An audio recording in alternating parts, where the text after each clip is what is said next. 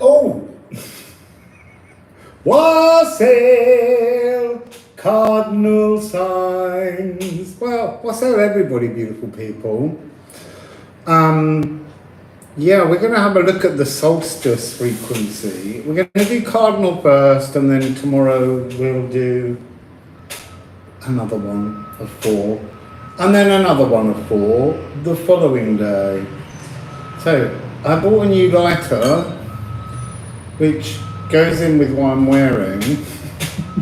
But when I lit it the first time, it's like a Bunsen burner. It was so huge, the flame, it frightened me.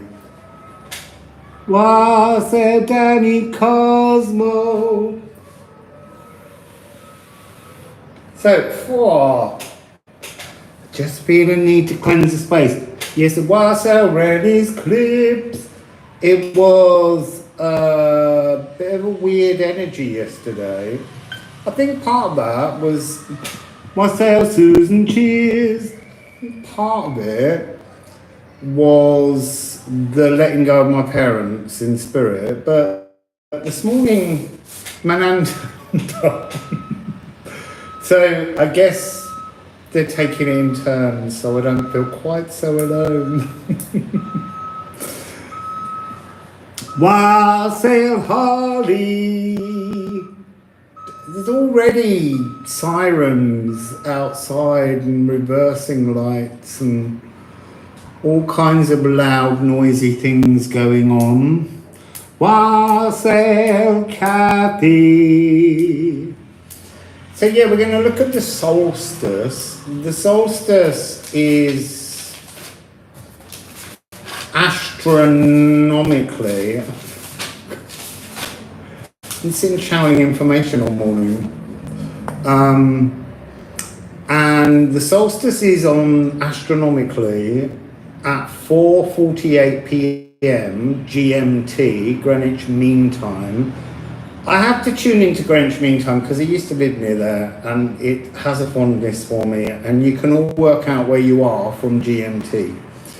So it's at 9:48 p.m. on the 21st of the 12th, always a mirror, and I like that one, 2022. It's also interesting that Stonehenge is tuned to this solstice, the winter solstice. I believe Woodhenge, which obviously died as the wood rotted, but they have the postmarks, was the summer solstice for Northern Hemisphere, the June one.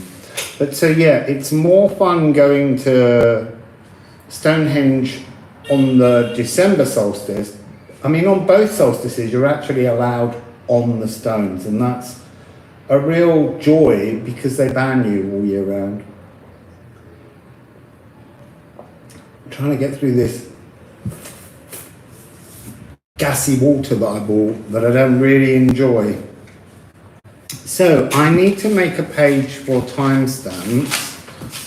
Also, I was channeling a song and lyrics for each of this. So I think I must have been tuning into Matthew because that's his job. So timestamps. Just talk amongst yourself a minute. Wassail Tracy J. And we're going to start with Capricorn, and then we will go on to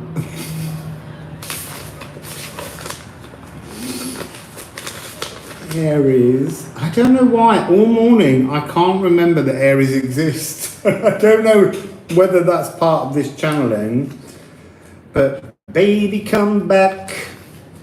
And then we're going on to Cancer, and we will end today with Libra. I'm not sure yet whether I'm doing fixed or mutual tomorrow. I'll know tomorrow when I sit down in the energy. So let's give a timestamp of 444 for Capricorn. That seems a very nice Jupiter energy. Not that Jupiter's got anything to do with Capricorn at the moment, I don't think. But Jupiter is relevant in Aries. because it will be at 0 degrees. So I've chosen Wassail Lane. I've chosen to do Cardinal first because obviously it's the point of the equinox that we shift into 0 degrees of Capricorn. And so I thought it would be nice to just do the cardinal signs first because they mark how we mark the seasons, whether you're northern or southern hemisphere, but they mark the seasons. Wassail Nirvana Tsunami.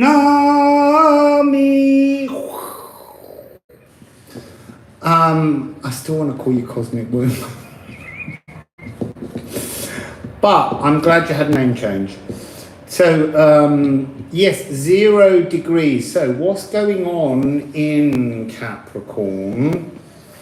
So it's obviously, as we all know, Cardinal Earth.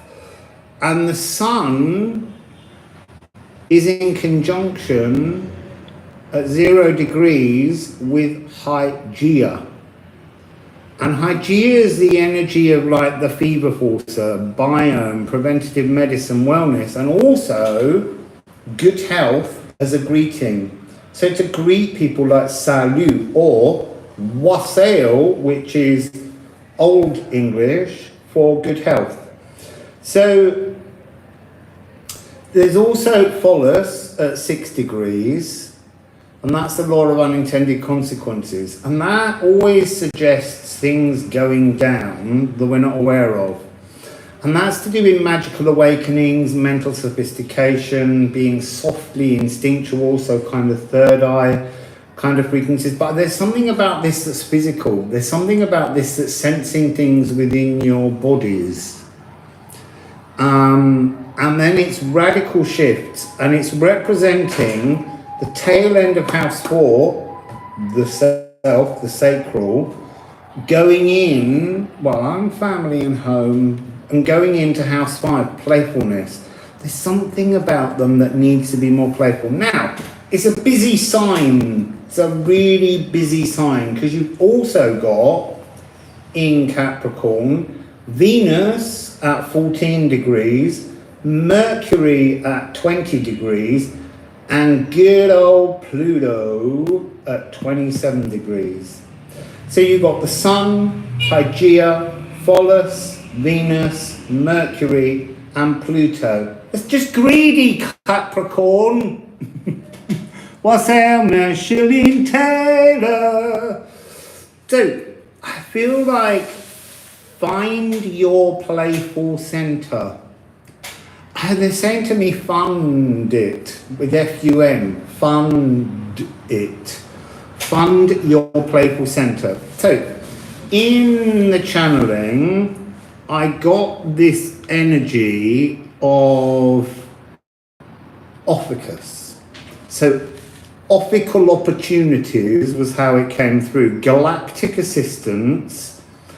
Something about the solar eclipse. Wassail Eve, Wassail Joji. Solar eclipse came through. And also a link between Hygeia and Ceres. Ceres and Hygeia are both at 0 degrees 46. And I've forgotten to write down where Ceres is. In Libra. I think, yeah, in Libra. So there's something of that pairing. Now, I also got the sense of working into a collective frequency of mystical healing to open a present gateway. And I want to say that I didn't know that this was going to come up in this reading. It's something that's in the back of my mind that I keep picking up, but there's something going on where you can't begin to imagine how many timelines and dimensional doorways are undoing, are open, are being opened. It's like giving us all a very sophisticated chance to connect to different dimensions. I mean, you know, I'm saying hello to you all now, but tomorrow I'll be saying hello to all of you in another dimension, because we're all slipping and sliding through all these different dimensional spaces. So, the other things I channeled in you was talking in tongues of love. And they showed me dogs. You know when dogs lick your skin, but the dogs were licking salt rime, and they were trying to lick... they were trying to lick out Pluto, I was going to say. So, that's thrown me. They were trying to lick Pluto from out within the salt rime, like he's been stuck and needs to come out. But they were showing me the image as well. Wassail, Linda. They were showing me it as kind of Pluto from Disney. And they were showing me old Walt's head being stuck back onto a new body or something. I don't know. So, and then they said, they showed me being at a crossroads, and this is where this tuning into Matthew and the gift of song lyrics came in. So they were showing me at a crossroads, at a pathway, but it was a big crossroads. It was more like a circus, because we call them circuses when there's many routes in a circular space. They were saying you will get clarity through the fog at this point now to know which pathway to choose. So recognizing the right direction. And that made me start singing the song by Gossip. I've written it in the list if you do the read more. So it's move in the right direction. And then I looked up the lyrics for you. Wrong one. So your lyrics, check my lyrics, they're not mine. They're Beth Ditto's, I'm assuming. So one step closer, I'm feeling fine, getting better a day at a time. I'm moving forwards, it's all in my mind. I'm heading talk without new state of mind.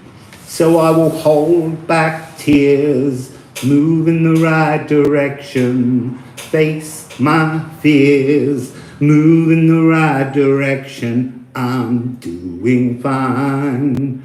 One step closer every day at a time, I won't lose my mind, oh.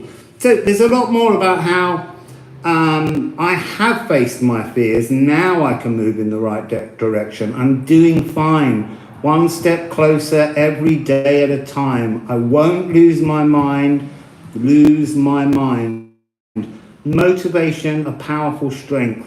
Hesitation was my first instinct. I got the notion that weakness was total devotion, it's only because. So the song lyrics and the tune might help you. It's yeah, Kathy, that one was fine. When the rest of them started coming in for the other songs, I was like, I don't even know that band. I know their name, but I'm like, how am I supposed to? There's one that comes later that was so funny the way they led me to it. Yeah, they're the songs. The one that was really funny was the song Ray Guns by Georgia. They showed me loads of women in Georgian dresses firing ray guns. And then I had to track it down because it made no sense. It really made no sense. Yeah, and Burn the House Down for Aries. The one that has no lyrics or lyrics that I can find will be the one at the end for Libra. But it's the chorus, we must learn to breathe on that one. So we'll come back to that anyway. So let's go with the bells. What's going on? Oh yeah, I had to go back a page because I filled up the pages too much. So, yeah, I didn't know that one either. That was really hard to track down. Talking Heads. I don't know the song. I did listen to it and I read all the lyrics. I was like, okay.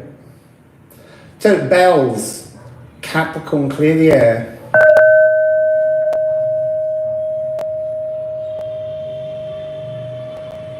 or just let the outside world make lots of noise around you.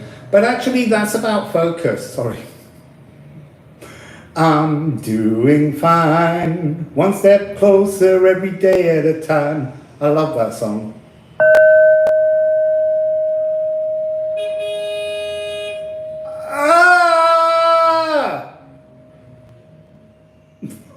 I just want 3 bells without all that interference. Maybe that's your message. I think it is your message. I think it's whatever comes, just keep moving forwards one day at a time.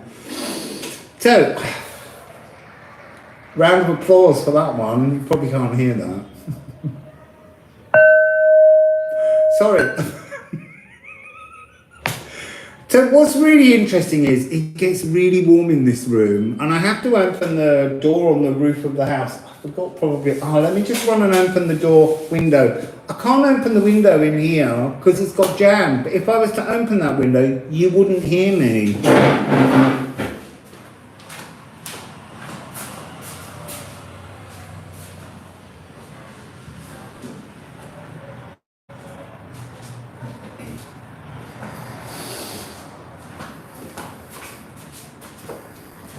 And I had to close that window yesterday because there was something on fire outside and it was all coming in. And I got into a panic. I was like, the house is on fire because I don't know what could catch on fire in here. Right, bells, come on, concentrate, world.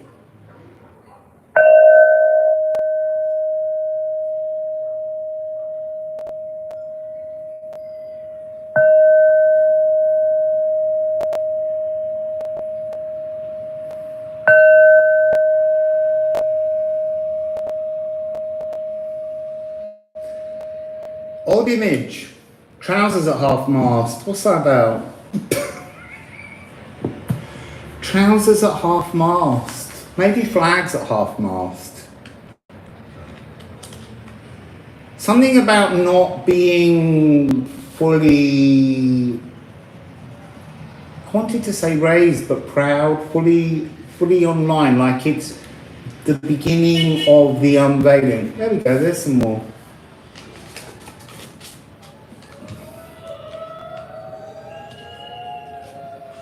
Now there's more cheering. They're encouraging you. Yeah, trousers at half mast, flags I think is probably what they meant, but they were a pair of trousers on the mast. Which reminds me of a little joke in a film called Carry On Girls, which is a beauty pageant comedy from so long ago. By the Carry On team. And Joan Hickson, who is my favourite Miss Marple, her character's knickers end up on a flagpole for some reason. I don't know why I'm getting that. Yeah, it is time to take the earth back for you. So let's move in the right direction. Let's get some cards. I have a sip of my tea. I've got green tea with munya, which is Andean mint.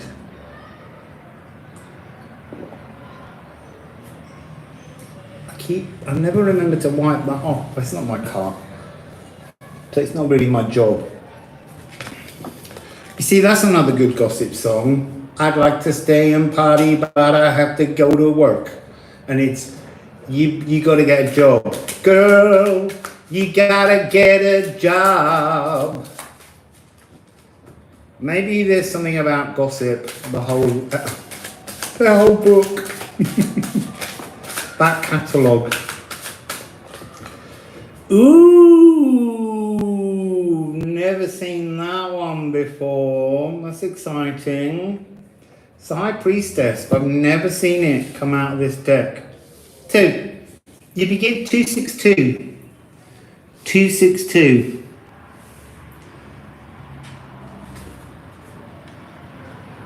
So we have the other me, but I always see this card as the other you. The other you in the mirror, like the one of you you lost. The version of you that you couldn't find. And then you've got La Canoa de los Espíritus, the spiritual canoe. This fascinates me because there's a plane in the background, but you're levitating in a canoe with kind of ancestor energy and lots of gulls around you. And there's something about gulls which has a kind of a shyness, and yet at the same time they'll fly down, whack you on the back of the head, and as you lift your hands up with food in, they steal the food. There's something a little bit crafty, clever, you know, witchcraft within this card. But it's something about being not part of the earth, because you are Cardinal Earth. Yeah, there is definitely another you within another portal in another air realm. But as I said, there are so many tangled threads. It's like now, and I do think it's something to do with CERN. I think there's an energy where what they're doing there is opening, they're not aware of it, I don't think, but they're opening so many dimensional timelines and possibilities that it's giving us the availability and the option to choose our destinies. And that's not what they meant.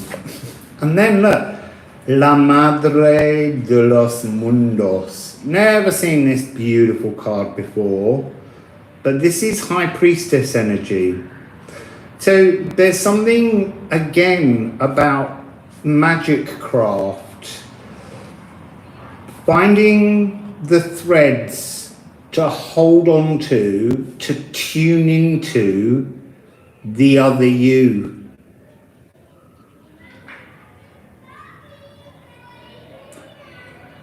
And just being shown something different, I don't understand.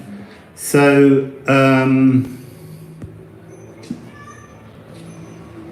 something about, it's like, they're showing me lots of threads, they're showing me in different shades, they're showing me that some threads are earth threads, some threads are celestial or astral threads, and how we're trying to weave together something new, and that's completely in our power. But in order to grab at your new threads, you have to cut the threads of dogma, you have to cut the threads of judgment, you have to cut the threads that make your way the only way. It is, yes, they're saying, all of our philosophies are the only way,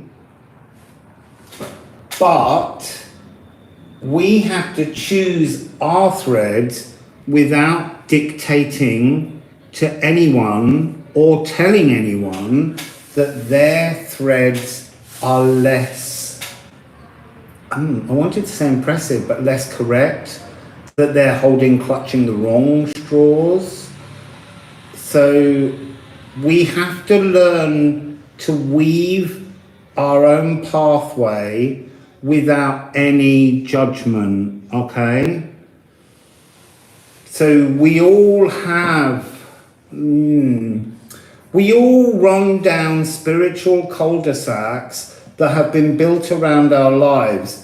And it's recognizing which of those spiritual cul-de-sacs really are spiritual cul-de-sacs as personal epiphany, but telling another that your epiphanies are more than theirs is what we have to avoid. We have to allow our connection to those threads as we pull and weave them in to realize that we're pulling in the collective who have the same vibrational, philosophical echoes to exist alongside us. So rather than living, it's more like reaching for the Elven ring, reaching for the Liffruma light, reaching for that collective one consciousness, but doing so in an Elven light Liffruma frequency of just pure supportive love.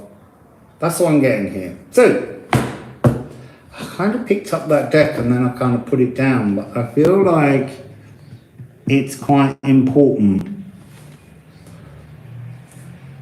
So yes, at CERN they were looking for the Higgs boson God particle, or as Kathy calls it, the Sadu particle.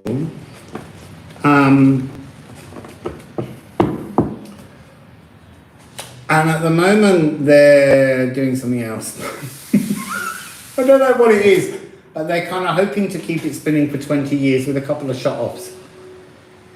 But it's definitely got this frequency where it's opening dimensional opportunities. And I don't think they realise. So what do we begin with? The Eight of Cups. Where's the ninth wish?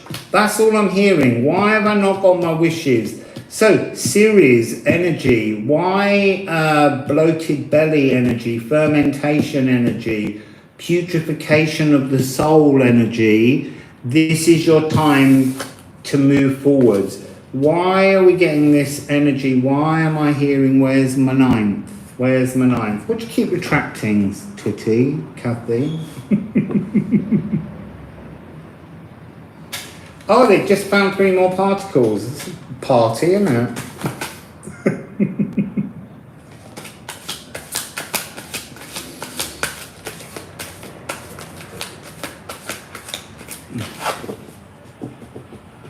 Yeah, exactly. Where's my wishes? That's where are they? Where are they? So, Eight of Cups. Where are my wishes? And do you know what? She's asking a baby, what? She's asking this baby, why do I still feel pregnant when I birthed you?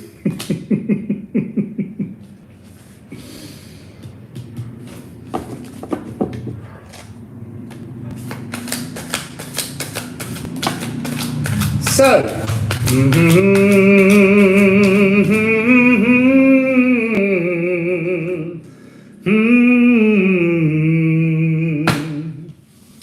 right. Oh, look, now we've got the King of Cups. He's got it. He's got your wish. There's your 8. And this guy, he looks like a right type bastard. I'm sorry. There's nothing about him that makes you think, whoa, get in there with that King of Cups. There's something about that that's cul-de-sac cup. You don't want that cup. You do not want that cup, because that cup is full of darkness. It's a trick. You want to get the cup from the other you that's being held for you by the beautiful Queen of Wands. High Priestess. Sorry, I was thinking of the 2-2, and I was thinking 1st to the 12th, having those 2 2s. Yeah, you want to ghost that carp. You want to be like, not interested, mate. And if he actually hands it to you, just tip it out over his feet. So, then we have, no, we don't have that one. Oh, we got the Sun. And this is her weaving her new dimensional threads. Yeah, she can't see past this golden tapestry because that's what she's building. She's building her own tapestry. And once it's done, once it's in the past, she can see it. It's no longer blocking the future. It brings the curtain down. And then you have this 7 of coins. This is him again. This is that same energy. He's like offering you a paltry harvest, whereas you can make your own. You know, he's giving you gas, this guy. It's not what you want.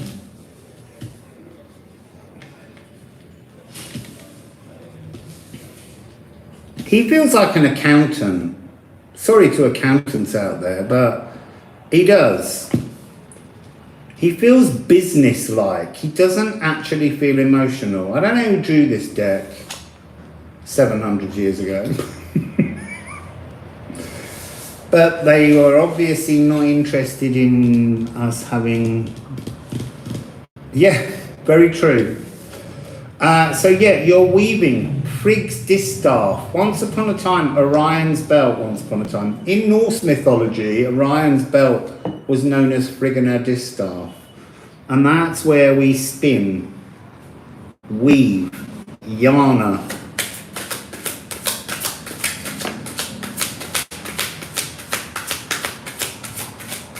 They're saying, I can't finish the phrase, something about chalk that one up to experience. Chalk that one up to experience. Ah, oh, looky, looky. 919 or 199. This is the Hermit as divine timing. Divine timing. I read Margaret as magnet then.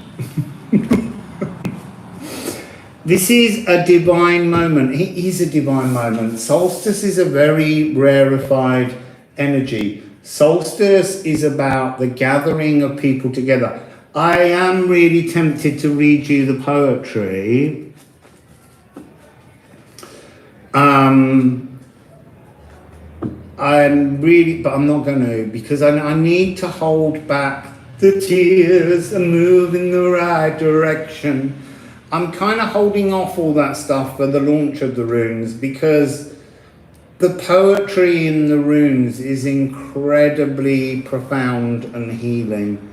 And I kind of want that poetry to come forwards as we begin to work with the actual decks that are being printed at the moment. So I have got some runes in my hand. Look, begin. Begin.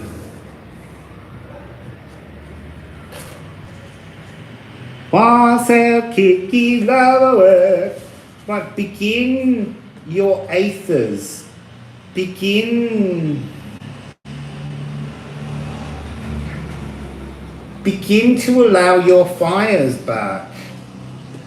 There is this real sense that you're coming into an energy of you that you've never really felt before. This is inspiring frequency, and it's a 9 and a 3, so we're looking at kind of divine inner work, divine purifying within your soul. There's something in this energy, this Ophiuchus opportunity, this Hygeia trining sort of frequency, that's about returning, cleaning up that notion of, what was the word they gave for it? The fever forcer. It's like you need to sweat some shit out. So, let's, that one took off and floated. Give me a moment.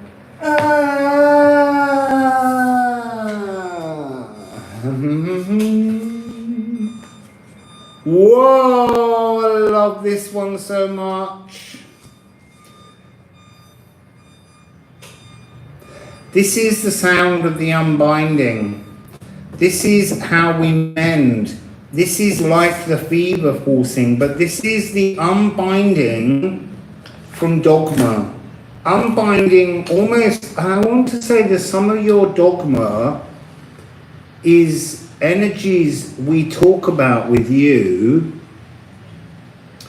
that kind of talks about how astrologically we have determined aspects of your character that we don't allow you to break from. And this is the time to unbind, because it doesn't matter how we look at anything, other than if we look at the fact that we've moved into an air epoch now. You can't be the same energy. You've got different frequencies. Before, your energy was really over the top. You were almost being suppressed by your own element. And now that frequency, and I think a lot of the time it was anxiety that it triggered, is being calmed and being soothed. So yeah, I love Wendhorn. Crying as a I don't know, what's the collective noun for Capricorns? The collective group noun for Capricorns. I mean, it's a herd of goats, but you're sea goats. And it's a school of fish. So maybe it's a tutorial of Capricorns, all in the process of learning something.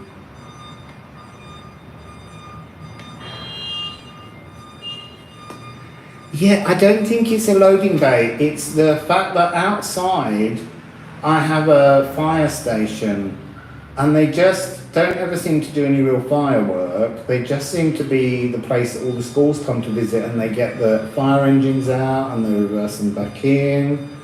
It just seems to be that kind of life going on. But everywhere here, you know, reversing sirens. You know, I understand the need for them, but they're annoying. Murgoteries. There's a murgotery. A coterie of murgotery.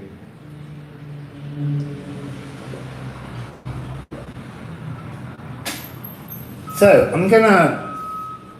And now there's another bigger one moving that's even nearer.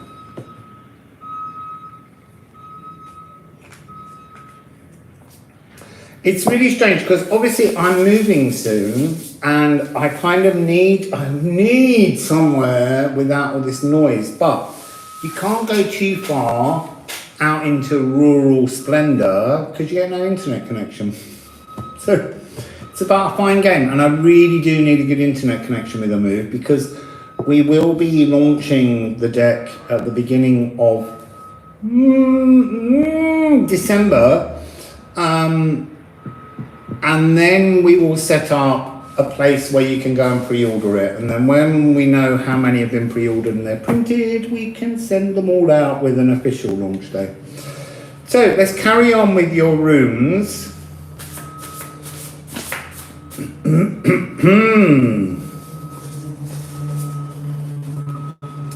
So you have, this is time to begin your review. This is time to plan a new you. This is your moment to start shining anew. And you've got, they're saying to me, cradle in the candle.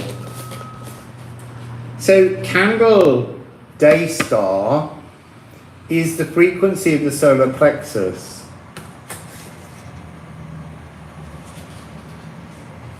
It's interesting because we've got a 12, a 6, a 3, and a 9. It's like you're unbinding your inner self, unbinding this, and then you've got to light your candle and burn your candle in the leaf shade, the canopy of the world forest.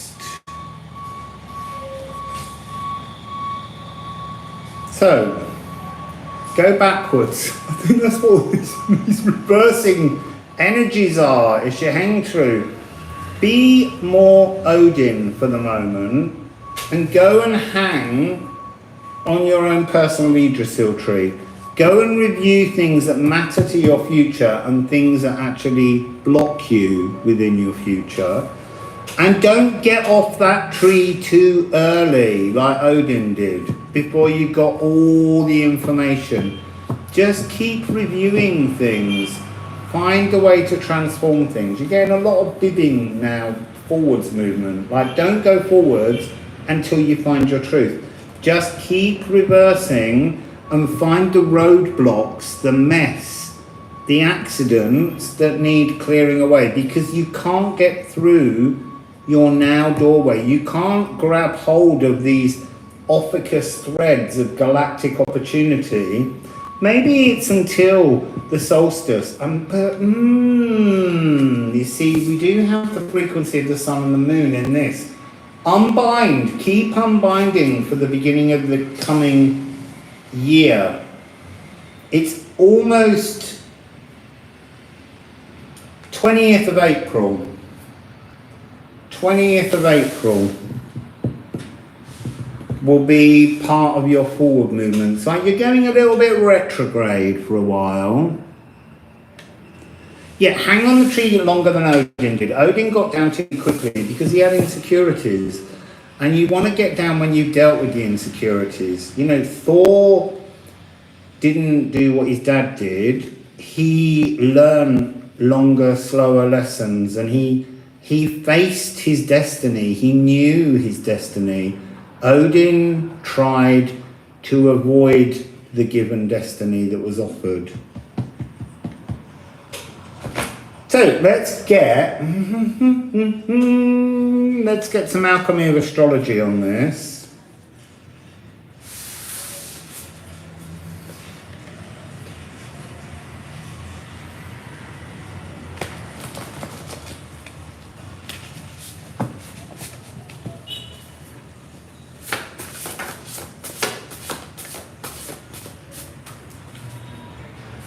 I've got to stop doing that. It's still a bit tender. That's why I have to wear all these shirts with the buttons undone. Because it hurts slightly. It's also weird at the moment because all my chest hairs are growing back and so they're a bit sharp and prickly. So what do we have? Pulverize 88. Pulverize your old earth. As you hang in your review, break down, atomize, powder. I picked up something from someone else earlier, not an unnecessary disease, that was to do with atomic blueprint. So that will be coming back. Mars, sulfur. So somehow by pulverizing, by breaking everything down to the minutiae, will soften the hurts, will soften the things within. I want to say things that trigger you. I just hate that word. Things that rile you. You need to soften the riles, those little things that bug you. Mars is in Gemini currently. I'm thinking that there's some kind of link to the motion of being more powerful, being more abundant and tenacious through to your opposition, so to the June solstice. And then we have sulfur.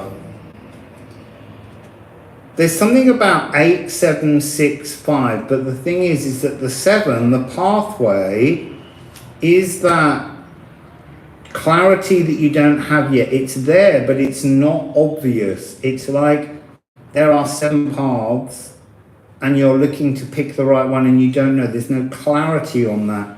That's this again. 7 of Earth, 7 paths. 7-dimensional options forward somehow. And I'm not saying that any of them are wrong. It's about you getting clarity on which path you want to tread. And then we have cardinal modality. This is what sulfur is. This is the energy of renewal, of big, big ideas. Big ideas. So let's get a few more from this deck, and then we should move on.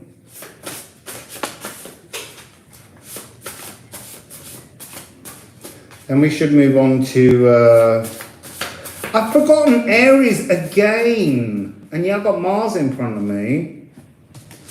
So, ooh, we love a bit of Eros. And Kawar. Oh, these two. This is like writing new love songs into existence. This is the galactic shaman. I need to ask a question about the galactic shaman. So let me just tune into this energy. The singer of existence. There's something about the need to sing physical. Ah, that's what was at the beginning of the channeling. Talking and licking in the tongues of love. This is what this energy is. Transforming love pains. I feel like it's transforming the notion that you're not allowed to love somehow. So this galactic shaman, I believe Kawa is a Californian tribe's chief god. Look, the Song of Life, your Song of Life, includes the chorus of a need for sexual pleasure. That's what I'm hearing. So let me go to this shaman deck and let's see if we can get any more messages on the galactic shaman of love. Kwa!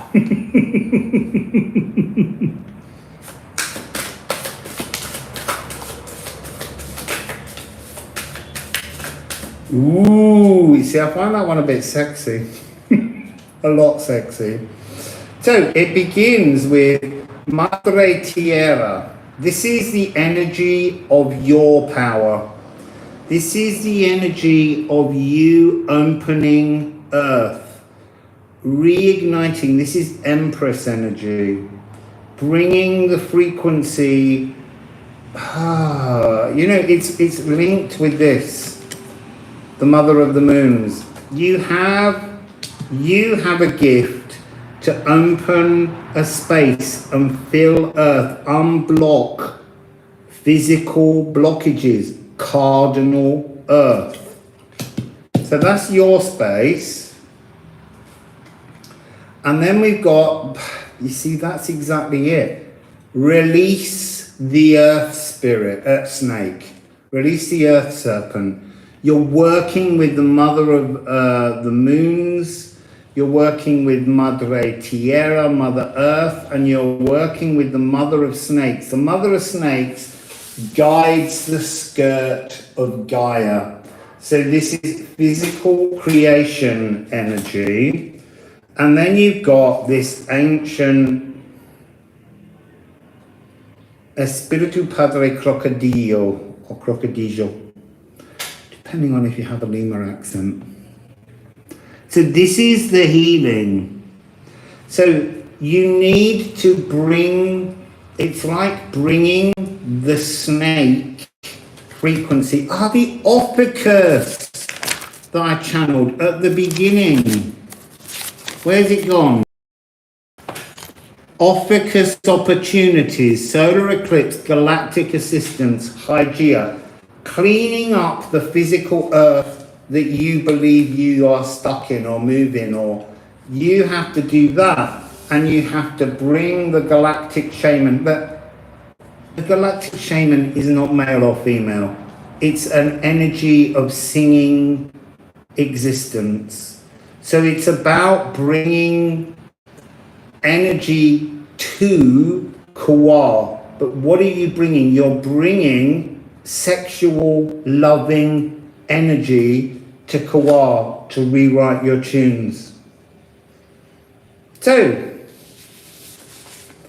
that's you, Cappies.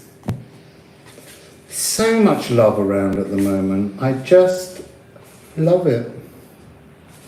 But there's also a lot of sex around. Even if you're not doing it, it's around. It's calling to you. So calling to you to love in a new way and enjoy sex in a new way. You know, we're grown up, we can talk about that until one of them naughty bots appears. So, hang on, did I put the right ones in the right deck? Wow, because I don't quite often. We're going to be moving on. Oh my God, I've been in there for like 45 minutes. Whoopsie. Should have only been doing 4. still going to be here for 4 hours. I was like, I'll just do 4, because then we get done quicker. Oh, how wrong was I? I'm really sweating. It's like all the emotions are coming to the surface, Capricorn. Crying tears of affection, I'm hearing. Ah, yeah. Holly, there it is.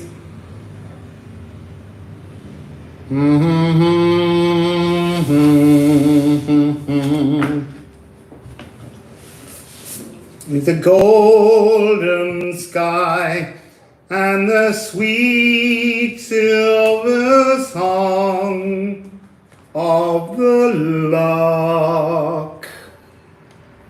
So, let's get a timestamp. I'm so warm now. It's because we're going into Aries. Again, a bit hot under the collar. Aries, timestamp 50/50. So, Aries. Let's go tell you what you got. You've got Jupiter.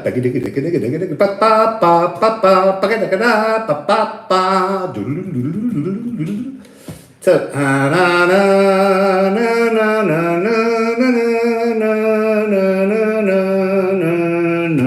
Holster Planet Suite, if you're wondering. So you are mainly house 8 at this point of the solstice, and you're moving into a little bit of house 9. So you got Jupiter at 0 degrees. You got Chiron at 11 degrees, 56, so nearly 12. And then you got Aries at 23 degrees, 57. So Pluto goes into Aquarius at 0 degrees on the 23rd of March. Remember that. I also, Aries, got for you Ophiuchus moving into Pluto, surrounding Pluto. I've got lightning hitting the spine. And I've got this energy of galactic decompression. It's almost like winter. And then it's that moment when suddenly the was, the sap, begins to grow inside and starts to fill out your spine, and it's raging before it bursts out. What else did I get? I got so much fire. Yeah, I know you're Cardinal fire, but I was seeing tear, not the ones we cry, but tear, the god, oh, Wassail Paris. Tear at his forge, smelting, breaking, burning, recasting, and I got he was working, hammering, melting the life force within you, like the sap. It was a real image of sap, and the notion of I want to say like casting aside traditions, moving forwards, beginning something again. It was like taking all the family silver, the crown jewels, and just melting them down and going, let's build something else with them because they're so boring now. I got biome healing through the sap, and I got the rising of the aether fires. So, lost my phone. Your song, Burning Down the House, I think it's called. Or I may have just written that wrong. So, Burning Down the House, which is by Talking Heads. See, I could see the Talking Heads, but I didn't even make that connection that they were Talking Heads. So yours has got, watch out, you might get what you're after, cool babies. Strange, but not a stranger. I'm an ordinary guy burning down the house. Hold tight, wait till the party's over. Hold tight, we're in for nasty weather. There has got to be a way, burning down the house. Here's your ticket, pack your bags. Time for jumping overboard. Transportation is here. Close enough, but not too far. Maybe you know where you are, fighting fire with fire. And it was the fighting fire with fire that was the giveaway, but I didn't know the song, so. So, Nibelvellir or Tveltnlhamir, the notion of going right down to the roots of the global Yggdrasil tree and creating, smelting some new sappable opportunity to rise through things. So let's go. Let me. Is there anything else that I was channeling for you? I think I've gone through all of those. It was to do with lightning hitting the spine. So it's all these images of rising frequency, rising life force. And it's like you guide it, you pull it forwards. So let's open with a shamanic frequency. I kind of feel like there's something here where I need to do it slightly differently for you. I need to ask Jupiter, Chiron and Aries.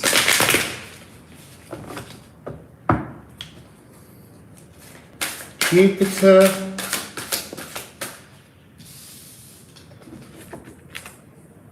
Chiron, Aries.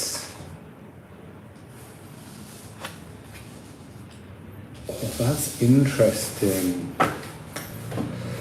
So there's something else which is the 5th of October. That's come up now, but that belongs to somebody else's reading. It belongs to Libra, but there's something connecting you to Libra. It may be because at that point, it's just before the second eclipse tunnel, but where it will be the first ones in your nodal signs, with Aries being North Node, and Libra being South Node. But I'm getting the 5th of October coming through again. So, oh my God, twice! Firstly, 510. Secondly, 510.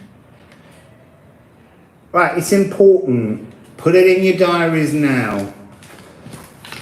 So, what's going on here? The key to the energy is not Jupiter. It's almost like Jupiter at this point is a small seed. He's been all powerful. He's been at home ruling in Pisces, and he's stepping into Aries, and he's like the first beginning a journey. He hasn't moved through and empowered the house. He's like the beginning of the fires needed to smelt and melt the old. Now, Chiron is coming across as the drum of spirit. This is the Wheel of Fortune. So this is healing frequency. Now, Aries, she's coming across in discord, where she's got you caught, she's trapped you, she's made you a sad shadow of yourself. And then she's coming across as the energy that actually pulls the healing sap through the body.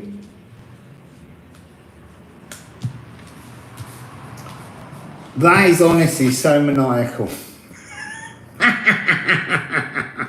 I got you. You are your own apple of discord. You are the one that upsets yourself. And then you are the one that heals yourself. She'll support you. But yeah, I'm amazed at that. Because look, I just need to show you that I'm not just making this up.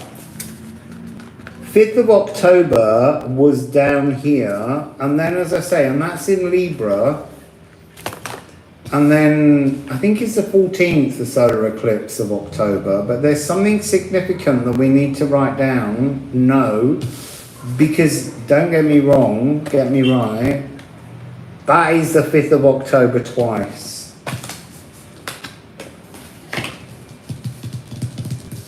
So let's get some runes on that from the raw Liffruma healing deck. Come on, that breeze is almost reaching me.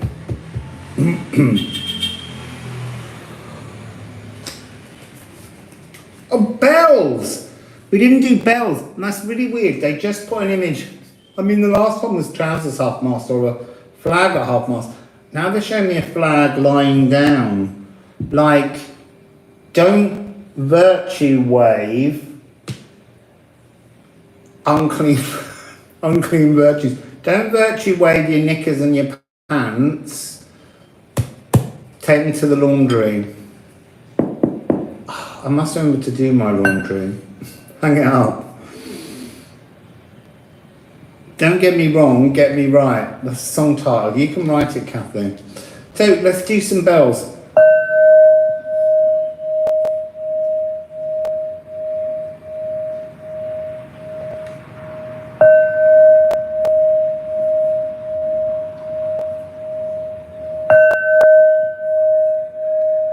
So standing on the shoulders of fallen giants, false histories, there's something,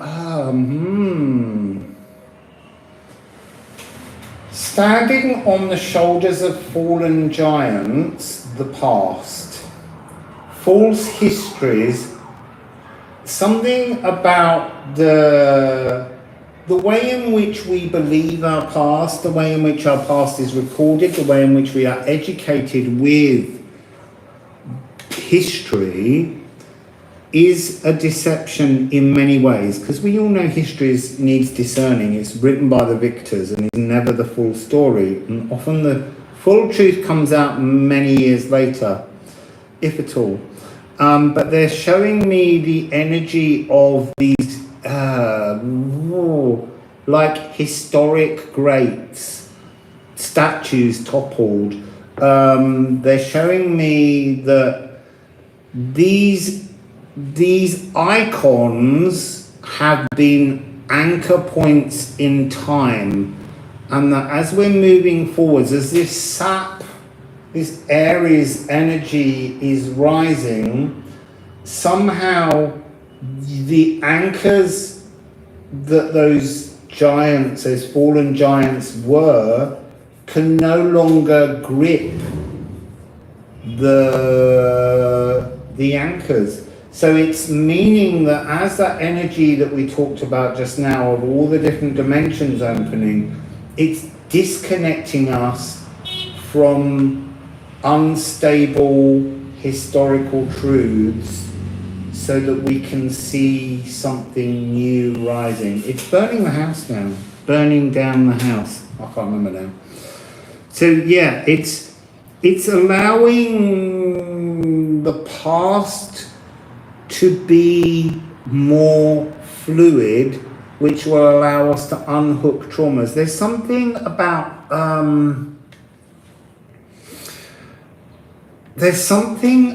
how these giants, these frequencies that our histories are anchored to, are so stable that that's how we hold on to traditions. Oh, didn't you have something about breaking traditions?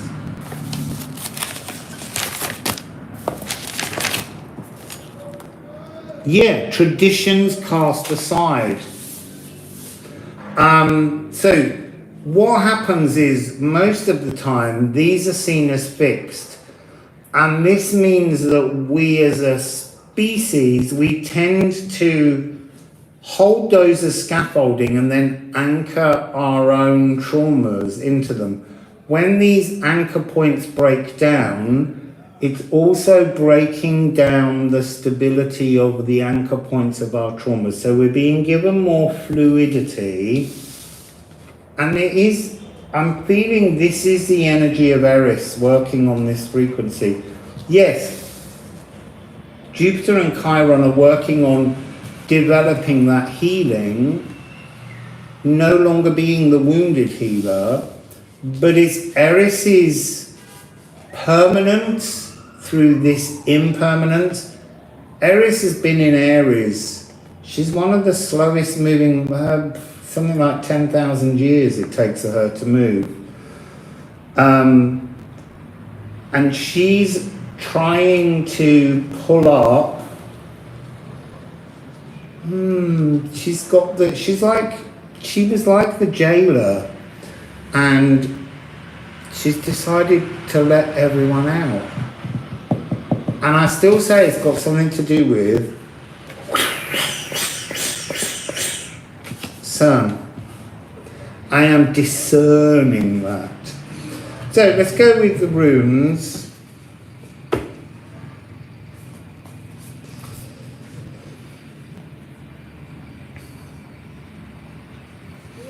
Yeah, it is that, but I think there's also this energy coming first is a misnomer on Eris's truth. You know, we look at Eris as the sister of Aries. We look at her as the woman that threw down the apple of discord. And she said, you know, pick the prettiest goddess. It's all about assigning frippery to the female gender. And that has to change. You know, that will piss you off. It pissed me off. So there's something about being allowed to step into a truth. It's the time. It's been a slow job toppling the giants of history. But she's in there doing it.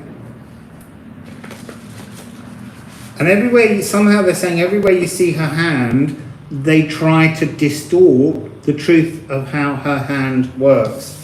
Oh, her hand is loving growth. But we don't allow that. There's something about the loving growth through wisdom as well. That's also something where we long think, oh, that's really interesting. Look, in an age where people were told that magic was no longer real, there's always been magic in the womb of a woman because they create life. Wassail Marduk. And then when you pass through the menopause, it's been history's job to tell you that you no longer serve a purpose. Fuck off. So I feel that's an Eris energy. It does not matter where you are in life, you are always magically creative. And that's a beautiful energy, especially coming in Aries, because Aries is often seen as the baby of the zodiac, which is also rubbish. The idea of saying that a soul born in Aries is a baby and a soul born in Pisces is all grown up. We were all made at the same bloody time. We're all old.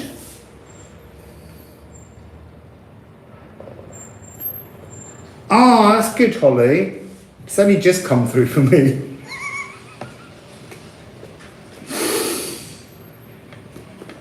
All right, enjoy having a lovely river walk.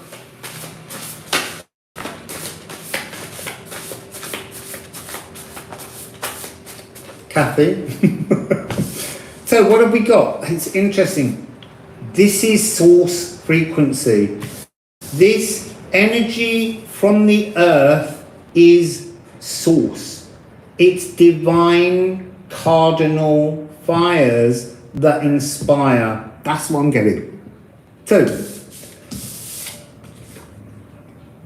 thorn,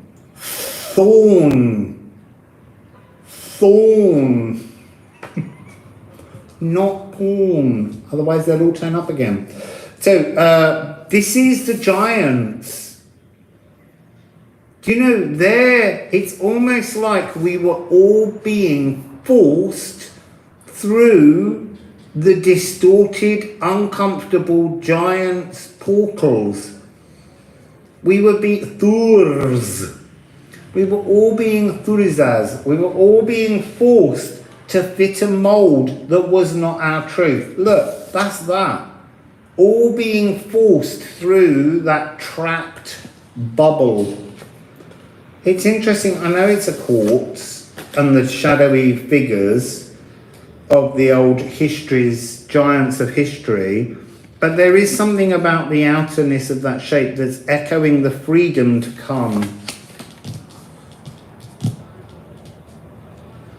Yeah, being birthed into the 3D is harsh, but this is more, I feel, to do with what we are taught, what we are forced to learn that keep us trapped in the old version of the past. And now that CERN's doing something weird, it's opening all the new portals.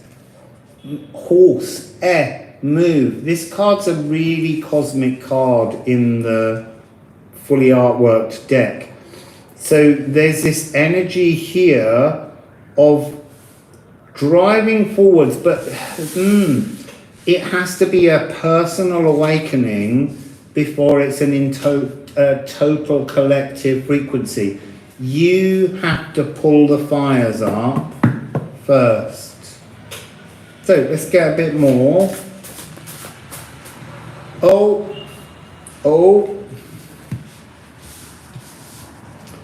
Look, we've got this energy. Lightning hits the spine. That's got this frequency here in this. This is the animal watchers. This is animal spirits, the natural world. And then we've got life force, which is always seen as Jupiter's bolt. But there's something about how when this opens, it's not at its true energy. It's not grown yet. It's just beginning. It's at the 0 degrees of growth. And it will move. It will transit all the way through. And then waterfall. This is about the energy of when we're trapped, when we're still standing on the shoulders of giants, when really we're actually standing under the giants' feet, and it's our time to grow from that. So this notion of, I want to say, when even love is pestilential, when everything that you seem to see has become a winter, it's time to bring it to spring. It's time to samba with the ceaseless laughter of water.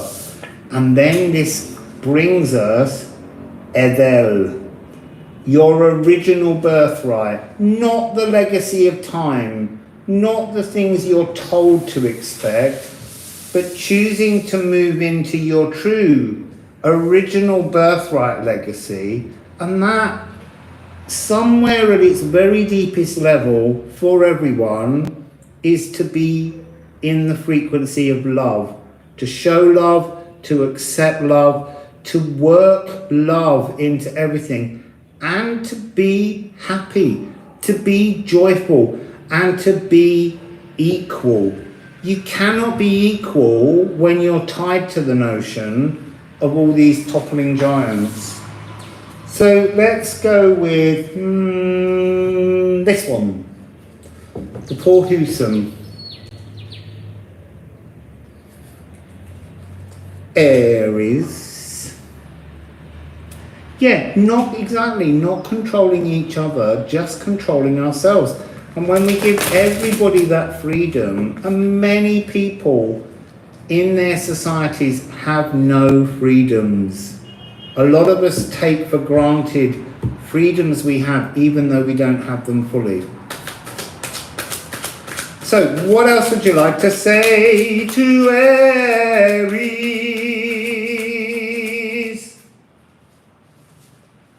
Ooh. So, I'm putting them in the right order. I can see two first, but there's two cards either side. So, the two that are revealed, look at that.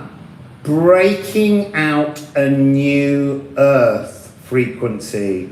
Bringing forth, flowing aether through the fecundity of the Empress. And then, Knight of Batons. This is where it begins. This is you right now. This is stillness. This is anticipation, but patience. It's really weird. In any other deck, I would always say this is fiery movement onwards, but I hear no hooves on cobbles. It's just knowing to wait until it's time for the sap to rise, the was to flow, and then it ends. Said it was all about love. That's your birthright. Love. The frequency of love. This ace of fire that you're trying to pull into all things is love. Honestly, all my readings at the moment, I might just as well open them and just sing love, love, love. Because it's all about love at the moment. This is the new frequency that has been opened up, partly because in the epoch of Earth, all the Earth energy, all that pulverized, silted stuff doesn't allow you to see emotions properly. And now the Earth is calming down, the waters are clearing, the energy of emotional blockages are clearing, and that's really beautiful, strong frequency. I'm being told there will be a moment almost when Jupiter gives you a great big kick up the arse and says, now, start now, go on, do it. So what do we have? 0 degrees Jupiter. That's where we are right at the moment. The Fool is 0 degrees of Jupiter, just as I'm talking about it. And Jupiter is just saying, just hold a moment. Hold a moment. Wait for the lightning to strike.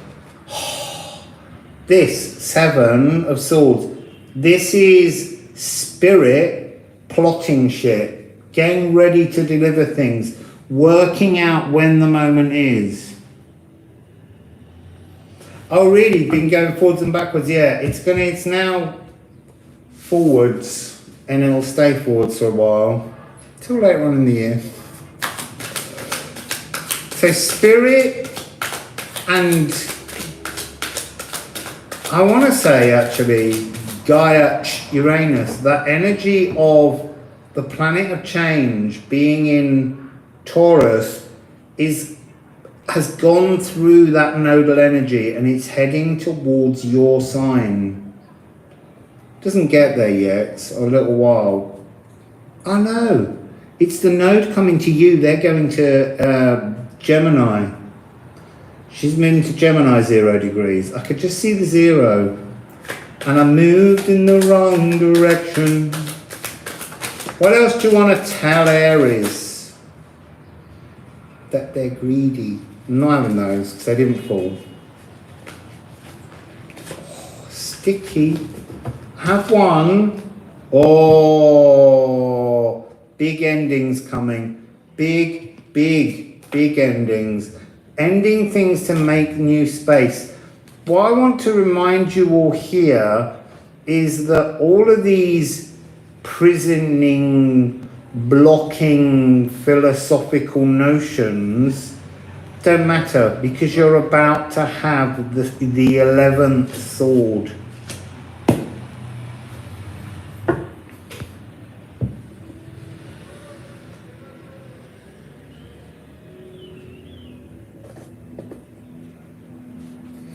So, what else for Aries? What else for Aries? So much work to do later on, and yeah, there's a part of me then in that, but I'll just suddenly channel, go out and have dinner somewhere on your own. There's a nice vegan restaurant called the Urban Satan Grill, or Satan Urban Grill, and they do really fun things. Might go there. So what have we got? We got King David.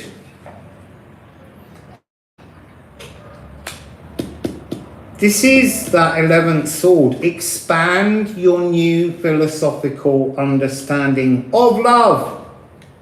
Okay? Of love. And there she is. Rachel. Judith.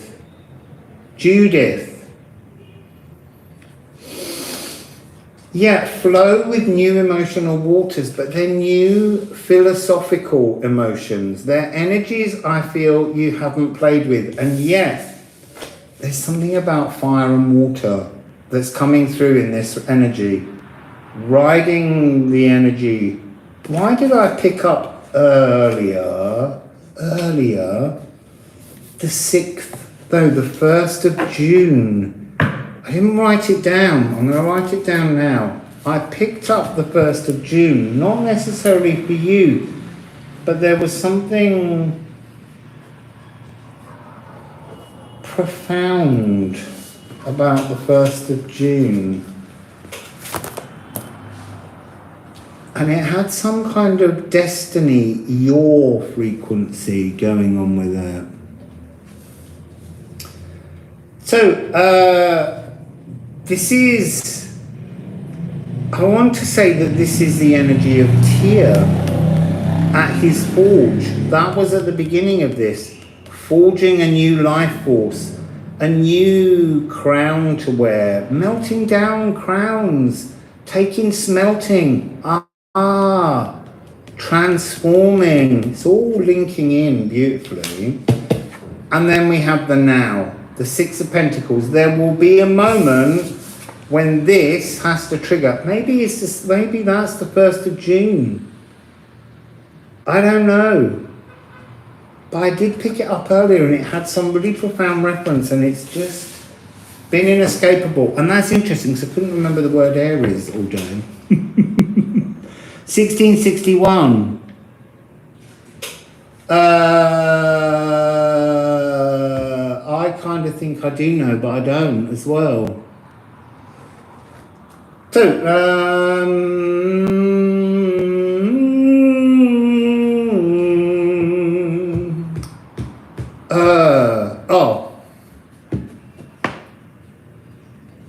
Alchemy of Astrology might help to give us some moment. Some moment.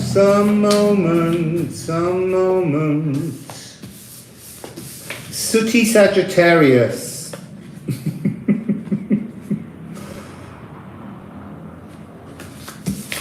And arsenic. Right, you're concocting some kind of 990. And that's the energy for me of being that thread, that one sword, one thought, one epiphany away from everything transforming. So, mellow your chaos, okay? Pacify your frequency, stand still and don't race on. Partly because in the next 2.5 years, Jupiter will transit through Aries, as will Saturn, as will Neptune. So you will become the dominant energy, but you've got to go through a swan transformation of your house 6. Of your house 6, your houses 8 and 9, but you're mainly house 8. You're mainly about the transformative energy, the rebirth energy, this energy that actually Rune had in her reading as what is behind death's door, the new beginning. But you've got to somehow, you've got to change your thoughts. You've got to transform your frequency. You've got to almost go from the metalloid, where's he gone? There, hammering away, smelting everything down, Tyr, creating something new in a masterful way.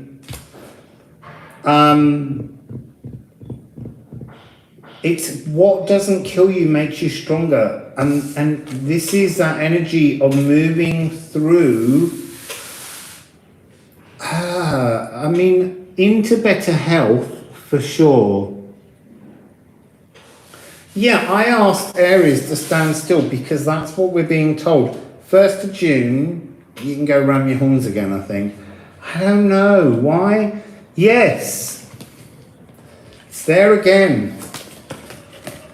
1-6 is your now moment. That's your moment, the 1st of June. Changing the metalloid into something crystallized and shiny. Freeing yourself from this, being the crystal rather than being trapped. Growing in love. But it's an aether love. It really is. Moon in Aquarius. Emotional freedom. This card is Moon in Aquarius. It's just confirming that at the moment, Spirit is conspiring to bring things together. And now we've got the 963 again. Here, we're always getting Tesla codes at the moment. What do we have? Water, 13. This is the energy of, I want to say fiery waters. And yet it will link to Cancer, cardinal water. There's something here about this nurturing the sap, and the sap is love. Aether flame, aether emotions. There you are. Look, action it, but when it's the right moment. Sorry, I just need to look at some other numbers hidden underneath cards. Give me a moment. 4, 3, 19, 64, 16, 9, and 5.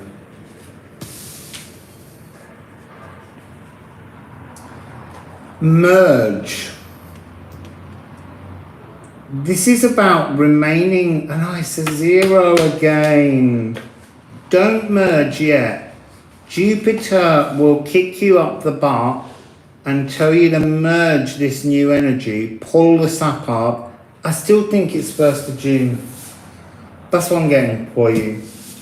That's your moment to merge, to pull the emotional aether fires up from within, from the darkness where tear is reforming your treasures. But don't forget, Chiron and Aries are here to heal you. So, that's Aries. So that was probably another 40 odd minutes. What's going on there?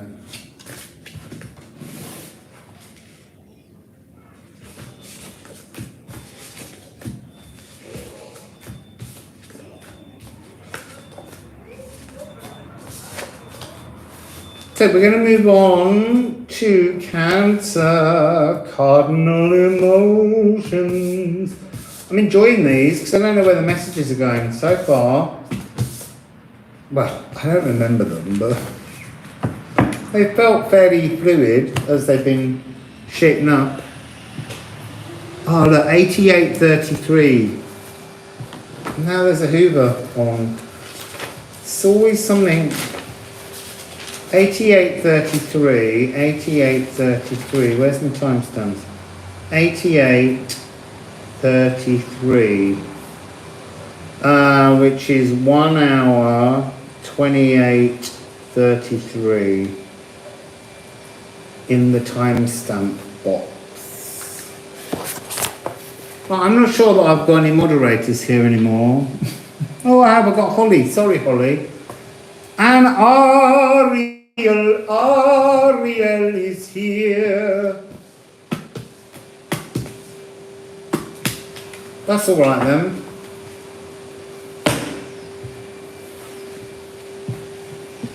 Because I don't. Oh yeah, I must.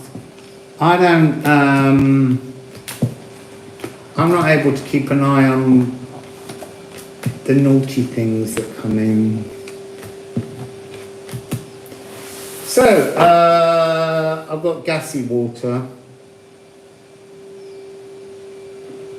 So, Gemini. No, Cancer. Why did I say Gemini? all over the place. This is Cancer. Let's get me book of channeling. Cancer, Cancer, Cancer. You are quite obviously Cardinal Water. What's going on in your sign? So you've got, that's interesting. So you've got Pallas Athena at 23:46, and you've got Dark Moon Lilith at 28:01. They've been in conjunction and they're separating. And now I've got a really big sign about Neptune hiding in the fog. So that's not, he's not there, he's in Pisces. But there's something about a separation synthesis. There's something about disentangling an atomic blueprint. And then I got this energy of alien rays online, cosmic rays, but also ray guns, you know, like firing weird electronic noises. And they were all Georgian women, and it linked to a song, but we'll come to the song in a minute. So, there's a frequency linking you emotionally to Scorpio and Gemini. So unbreak my heart, unfix the waters, unfix the emotions by utilizing Scorpio and Gemini energy. Your house 10 for a little bit, but you're moving this energy, your Cardinal Water, into house 11 collectively. Something to do with the Weaver of Wisdom and this notion of intellectual warfare. Also really loud announcements taking place, or big announcements, profound announcements, things you can't not witness. And then I was picking up also the energy of Hermea, birthing creativity, birthing the true essence and the door to the soul. And that's all these doors that are being opened by CERN again, and spinning all these different dimensional possibilities, and trying to, there's a Hagali kind of weathering energy of blowing out the mortar, like slowly over time, the emotional mortar that's been stuck. And there's something also that's like the cosmic ulcer. It's like being frightened by your own emotions. So ray guns, these Georgian women shooting ray guns everywhere, is a song called Ray Guns by a group called Georgia, and the lyrics of which are ray, ray, ray, ray, ray, ray, ray, ray, ray guns. And it says, someone said to me, to help the remedy fall into a state of elation. Now we come together, love to love forever, and set it all off in perfect harmony. There are legends and myths, led to millions of gifts, but nothing could act sufficiently. It'll make it feel better, eyes to eyes, whatever, if we cannot make it supernaturally. Pick up your ray guns, pick up your ray guns. We all feel elation, a celebration when we come together perfectly. A little bit of nonsense, the closest star burns, laugh it all off harmoniously. A powerful force inside the source. Point them all together towards the sky. It'll make it feel better, eyes to eyes, whatever. We can make this happen if we only try. So,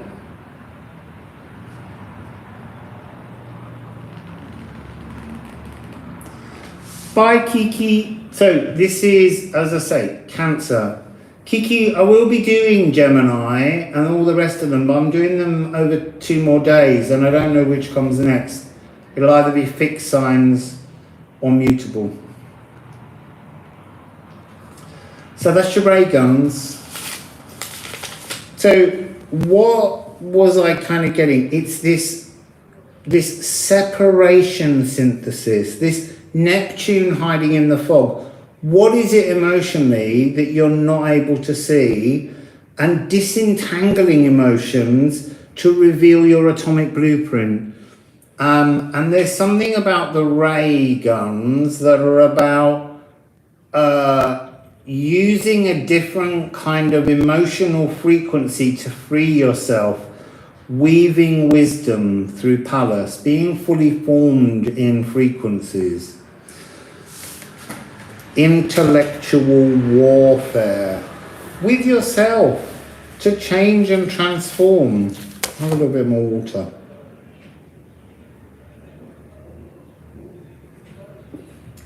So let's begin with the shaman energies, the shamans.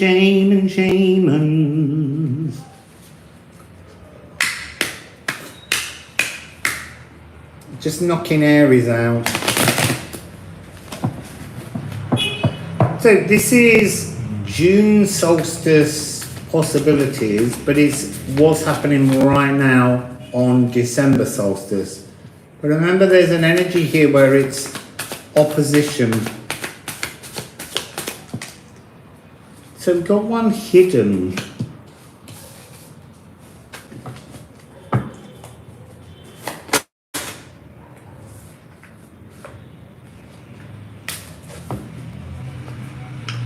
So we have, I feel this is the energy of Pallas, protecting. The energy of Pallas Athena being the goddess Athena, who, she challenged Neptune to have ownership of Athens as the city and had it named after her. That's why we've got this Neptune in the fog. She put a fog around Neptune. Then we've got, for Dark Moon Lilith, we've got Mother Bear.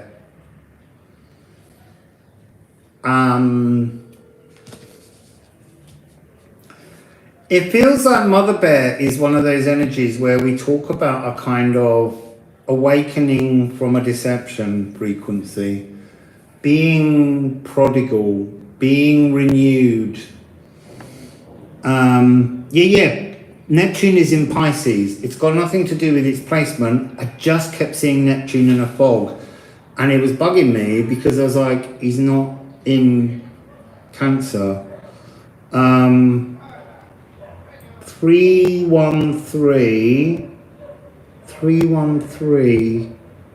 That might make more sense later. And then we have the spirit of Father Buffalo. But actually, it's really weird. As soon as it came out, it was like, this is Cosmic Buffalo Woman. And Cosmic Buffalo Woman brings peace. She teaches people to sign peaceful contracts through the smoking of the peace pipe.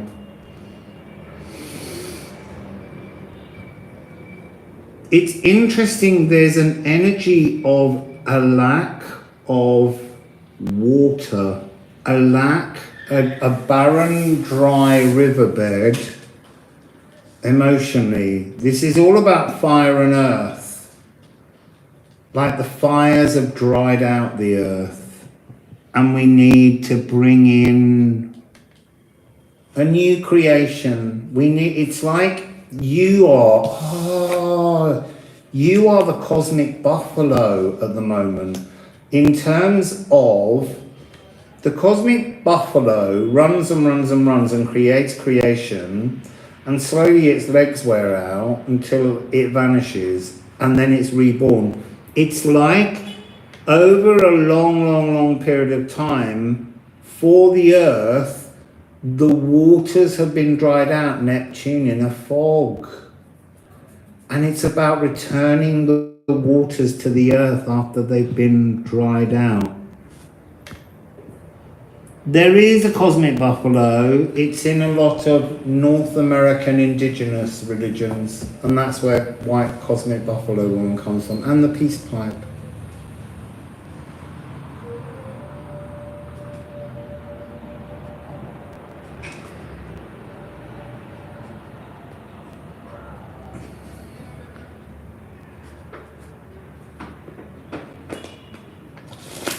So let's go with some runes on that.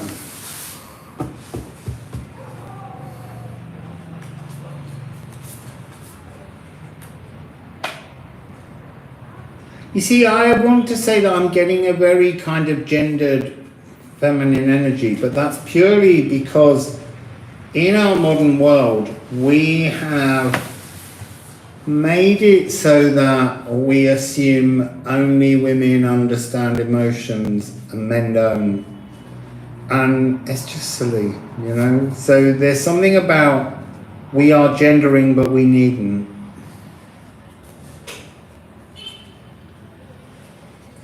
So, let's see what the runes have got to say to this separation synthesis. It's like pulling something apart to weave it back together. It's very yarner. We have one. Oh, look, see, this is the bare bones of life, of the physical, when it has no real life. This is just the static holding platform. This is that energy that needs ideas and emotions. It needs the fire. It needs the fires of Athena, the protective fires, but we're still missing the water. We have no water. We have the dried, parched earth. Thirsty for the emotions. The future. The future is wrapped in briars. The future is always young because it's not set in stone. There's something about speed here. Racing around. I think this is the sun again coming through, how it's part of a frequency to do with the dimensional doorways. But it feels to me at the moment that you're not, as cardinal emotions, cardinal water, yet able to, it's like your doors are dry, your world is dry, you're needing to apply to wash down the portals that are around you.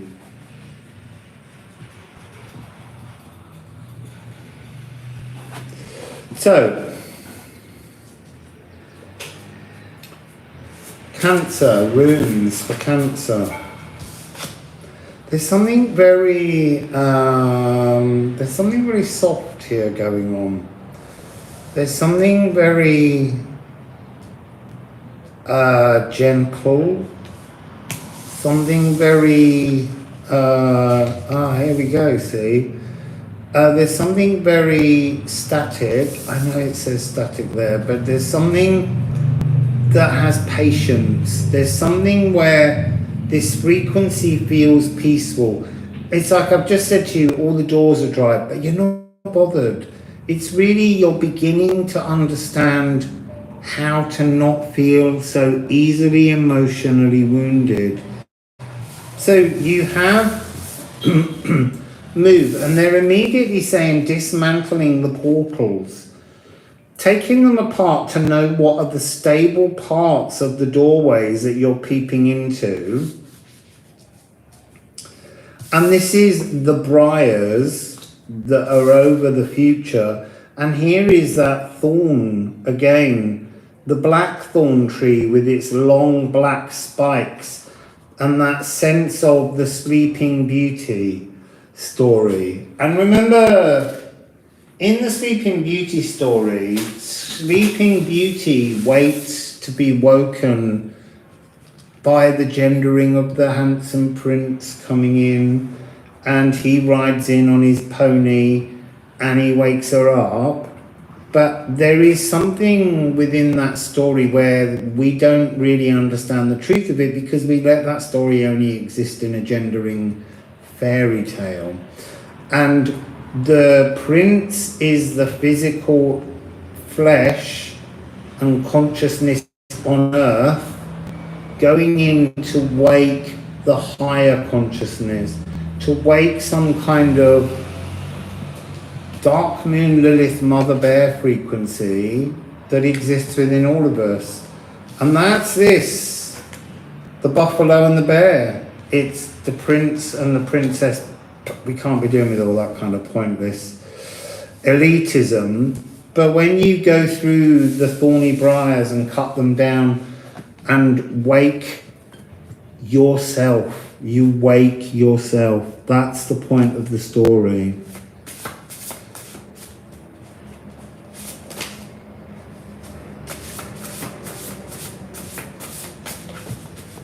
So we've got Knarfa.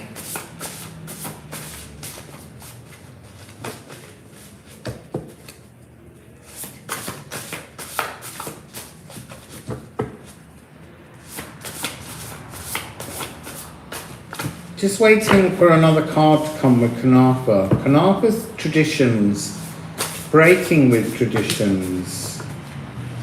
Oh no, that's about 7. Although it did show me where you're heading, because I could see this card when I first saw this one.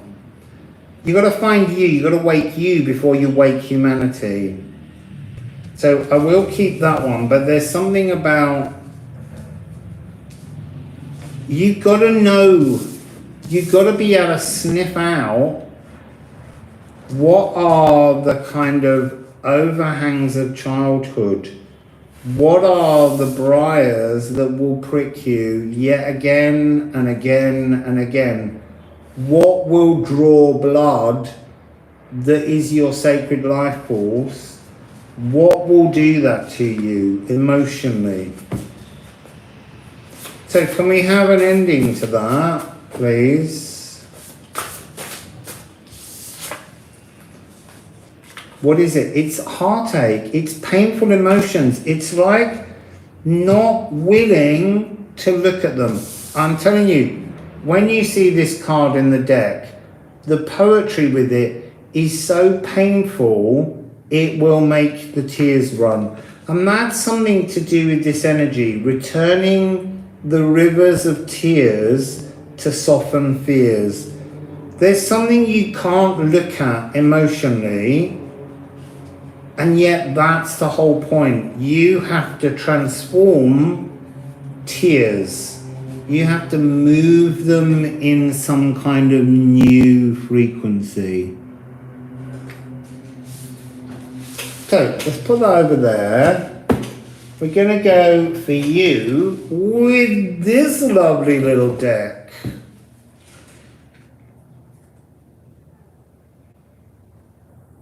It's really weird. There's so many spirits in this building I'm in at the moment, and they seem to spend all their time fiddling with doors that are locked.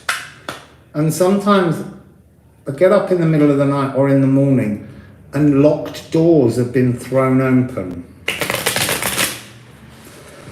And I can hear one of them at the moment rattling the front door, trying to work out how to get the front door open. So far they've not done that during the night, because that will be a little disconcerting. But that's this energy. It's like you're almost allowing old heartaches and fears and you're pulling them in. These traditional thoughts that hurt you, you're reliving them. You're not somehow moving them forwards. Because it's really emotionally bruising and it frightens you, Cancer.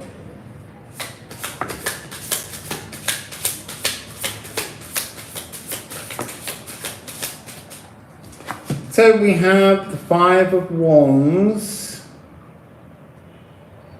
There's something about this that's... there's a deceit on this energy that feels very much like putting masks, like telling a false story to hide from these difficult emotions. And then the 10 of batons. There's something of a gremlin in this. There's something of this. But not being at peace with yourself. You've got to find your powerful peace, your emotional peace. Because there's fires rising here. Why have we got fires? Why have we got fires? Condal, cosmic doubts. That's what it is. It's that energy of the ulcers, the emotional ulcers. So let's see how you get past it, because I can know you do. I can feel that. Whee! There you go. Ganesh, the remover of obstacles, coming in with the hand of Fatima, that protection frequency. And the Nine of Swords. This is you in that kind of anxiety of old wounds, and they're going to be removed. They're going to be transformed.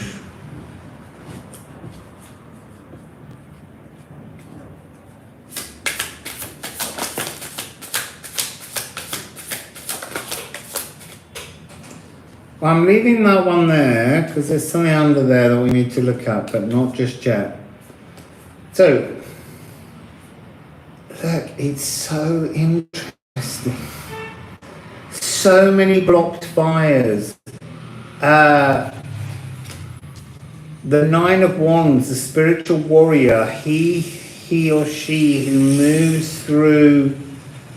There's something here about the energy of Capricorn, like even moving in, because it's in your opposition, almost riles you, almost blocks you, like you're waiting for the next wagging finger from somebody Capricorn. And you've got the Knave of Pentacles. It's like, I want to say it's like feeling like their junior partner. It's like there's something in this opposition where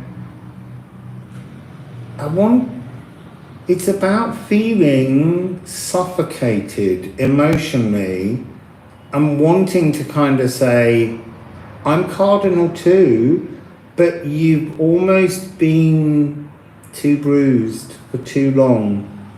But look, Ganesh is here to remove these.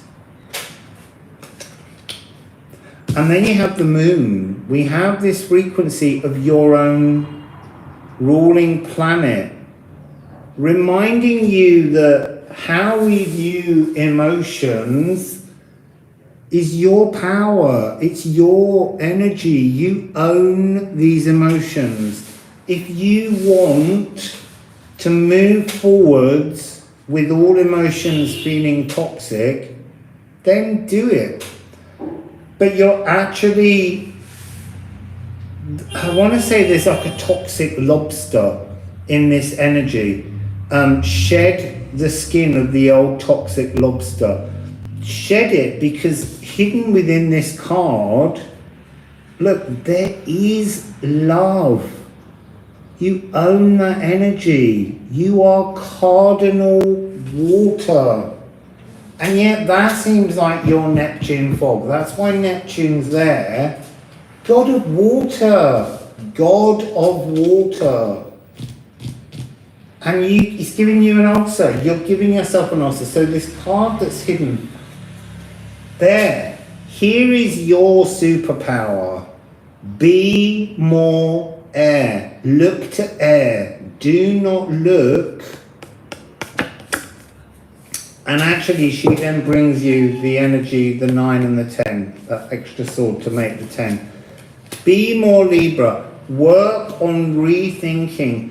There's like divine jaguars here.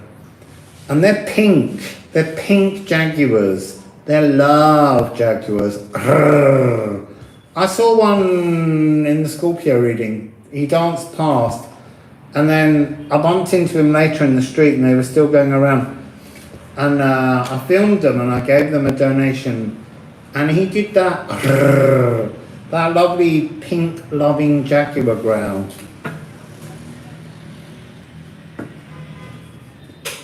So let's put in, You got this. That's what they're trying to say. You're empowered. You are power. You are Pallas Athena. You are your own protector. You are your own awakened power. You are your own peace. That's the point of the shaman energy at the beginning. But you've got to transform your traditional self-flagellation that goes on. You know, someone says something remotely critical and you go into an emotional down moment. You get a meltdown. And yet, again, this is Queen of the Tarot at the moment. Because we're in air epoch, we're in swords. Swords rule. The ability to edit and transform is part of this frequency. But you need to apply cardinal air almost to blow your waters, to give your waters, don't let them stagnate. Let the waters flow. Oh, look, it's doing it here. So this is the stagnation of the toxic lobster. Let the air blow the waters. And your emotions are needed. You set the agenda for the emotions of humanity. Your cardinal emotions. So this is talking about the silvery, emotional, dimensional doorways that are open. This is mutable energy. But it's there's something where you don't want to reach out and touch the threads because you feel like they're going to wound you. And they're not going to wound you. This is the herald of change. You are the herald of emotional change. And then it's interesting that they've given you Moon in Capricorn. You're wearing your emotions in another sign. You're being disempowered by a falsehood about what Capricorn is.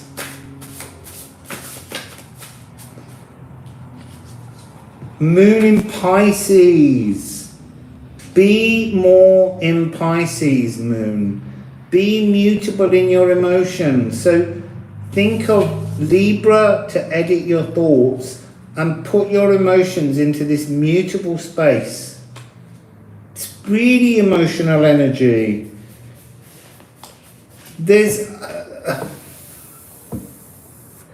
So don't be gullible, but in saying that, that's a wound. That's an old heartache, because I feel like people have told you that forever. And I didn't want to say it, but they want me to say it. Don't be gullible. Do not be gullible. You're not gullible. You're just bruised. You know, you're stuck. It's almost like you went to rescue your emotions and yourself, and you're literally caught hanging in the briars, not able to work out how to get out of the future fears into the now so that you can action a future now. This is not bad energy. It's just bringing up energy that we need to understand how others and society damages us to hold us back, to stop your power, cardinal emotions, from being your superpower. I wouldn't be surprised if Moon in Sagittarius didn't come out next. Oh, now. Interesting. House 8, House 7. This energy is like you are boiling with, I wanted to say like an embarrassment to be loved, to be in love, to be love, to be able to transform and resurrect and unify everyone emotionally.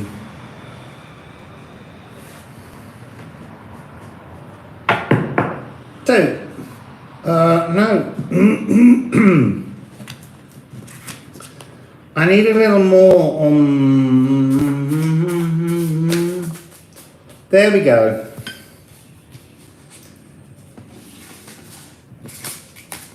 Filter. You've got a lot of alchemy to go through. This is you. This is where you go to. This is house 11. You bring the community together with your emotions. The moon is here. You're here again.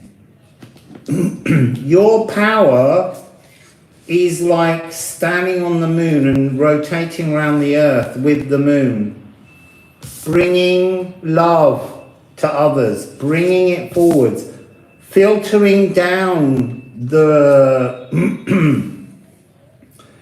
helping people see what is wheat and what is chaff, what you don't need and what you do need. That's part of your power. It's an emotional rebelliousness to bring change. You're moving into your power, and it ends with follows.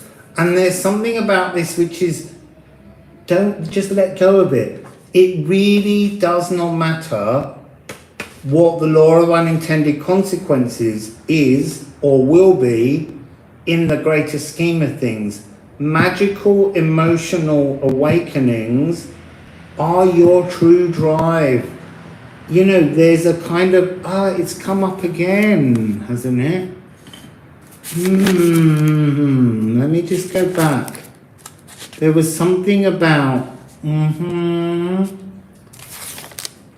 you've got to connect, I've lost the word again.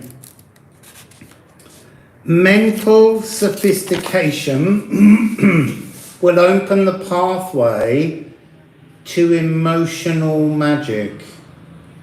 But you've got to exercise your mental sophistication. You've got to know when things just don't need to bruise you anymore emotionally. You've got to know that you own the emotions. You set the agenda. It's powerful stuff. So, that is cardinal emotions, and we are left with cardinal air. I'm not going to write a timestamp yet for them because I'm putting your cards away, and so I'm stilling your frequency as I strip back the layers of the onion.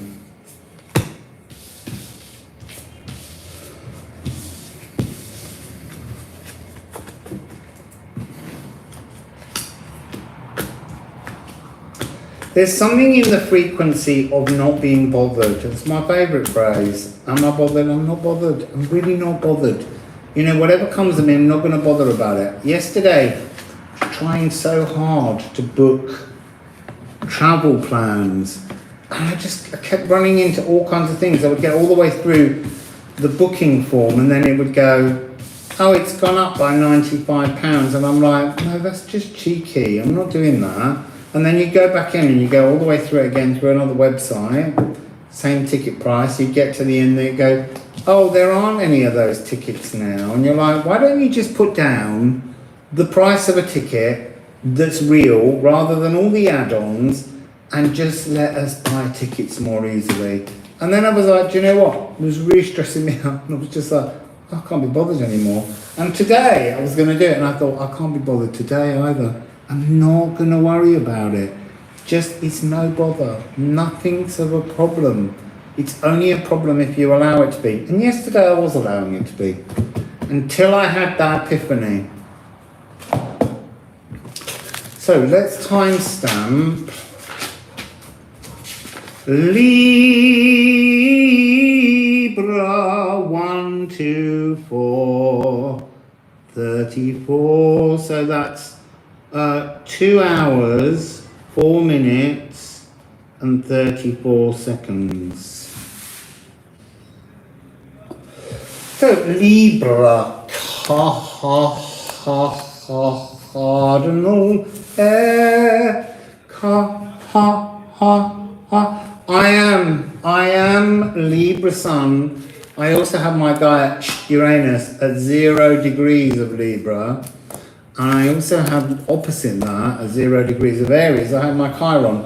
And I would say that throughout my life, that Uranian energy of being so far in the future is my wound, because it just annoys me. I'm so far ahead of myself that I get frustrated that the rest of the world's thoughts can't catch up. I'm like, why are you doing war? Why haven't you worked out that that's wrong? Anyway, and what's money? Why are we doing that still? Don't get that either. Anyway,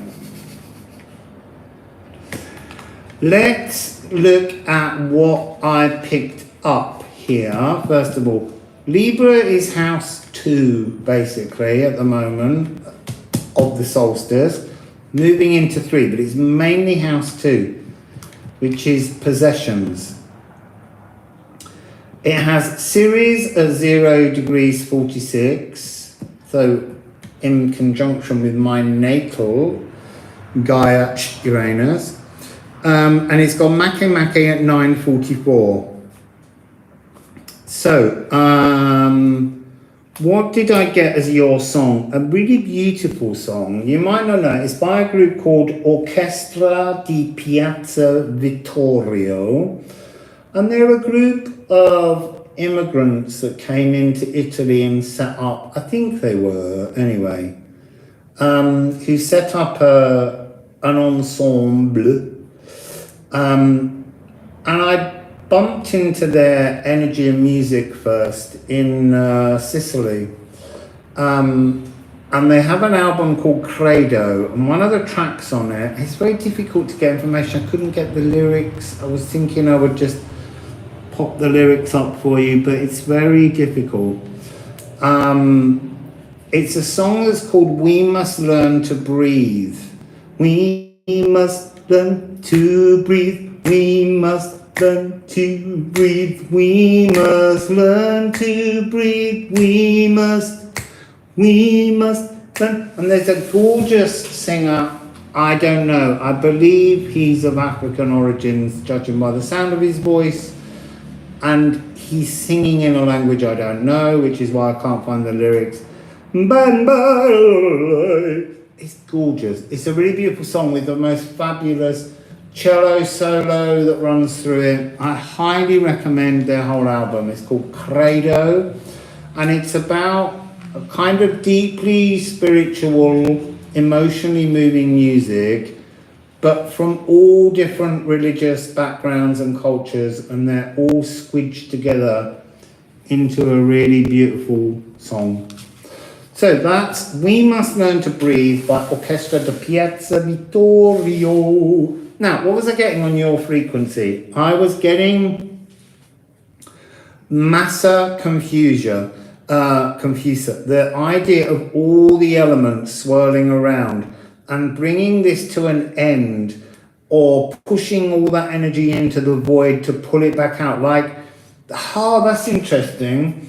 When I was at junior school, the vicar used to come in and do a little magic trick now and then. It was a terrible magic trick, really. It wasn't, but it was a parable type storytelling, and he would take, and it was fun as children the first time. He would take his hat off that he never wore at any other time other than when he was going to be a magician, and he would put it on the table, and then he would break eggs and flour and baked beans and all kinds of disgusting things, pour them into his hat, and then pick up the hat and put it on his head, and nothing would drain down his face, but on the table there would be a pie fully baked from all the food. That sounds really magical, but it wasn't. It was just a paper disc around a bowl that had caught all the muck. But that's that kind of thing of pushing all the muck back into the void and pulling out a new white rabbit. Oh, white rabbit. It's year 20th of January is year of the water rabbit. So, re-establishing a new cosmic law, L-O-R-E, not L-A-W, but law, mythology, new cosmic stories, seeding new things. I got the energy of Leo and Capricorn connecting into your readings. Leo to do with digesting, discerning, eliminating, and Capricorn being the ability to dissolve and blight what has fermented into something uncomfortable and re-energizing it. There was a link also to the sap of Aries. You're still trying to find what? The cosmic bull, cosmic buffalo. There is a bull, Mithras. You might look up Mithras. That was the cult of Mithras was a Roman cult that worshipped a bull. And there's a temple of Mithras that I went to see in London that they found beneath the earth when they were building a new building for Bloomberg. But that's Mithras. Yeah. Is that who it is, Mithras? So was this this rising of new thoughts, but these were bringing forth fruits, delivering the fruits. It's like what rose in the spring will bear fruits in the autumn. And it's the beginning of new global forests, cosmic forests, human forests, and somehow with Ceres at 0 degrees, seeding earth Magian, sort of earth wizard powers, thy power, and somehow eliminating things that we find doubtful, teaching ourselves how to better metabolize energies that have been, what do I want to say? Like you can see them on the other side of the river, but you can't cross the river and go and collect them. There's a barrier between you and energies that you've always needed to metabolize, and those will now begin to come forwards. There's a sense before of like, you know, when you see a wonderful mushroom and you touch it and it pops. There's something about that no longer happening. The fruits are no longer and no longer just decay inside of skin. There's something about there being meat, flesh inside the fruits that you bear. I feel like I can hear someone trying to break in again, bloody spirit. He's rattling the doors, and it's not the wind. There's no wind. Trees are not even moving. So Libra, that's what I got for you. Let's go with the bells and see what you get for your bells.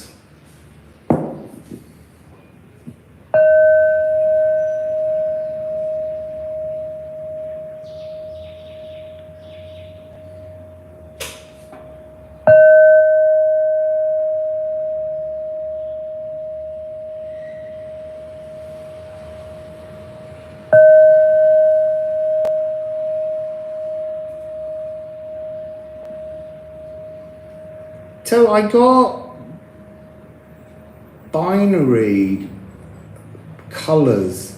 Binary colours, what do I mean? I got oppositions. I got spaces opening. I also I saw your message about seeds, and I was thinking about self-sufficiency because Argentina is the #1 country in terms of self-sufficiency. Yes, opening doors. Not doors, polarities. Pulling, stretching, making more space to churn, to turn.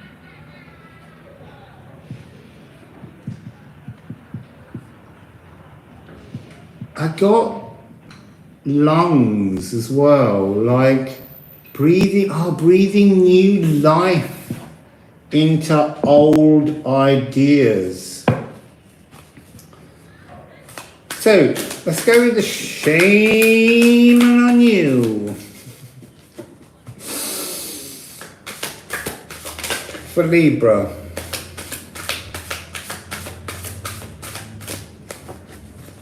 Ah, look, I got Leo.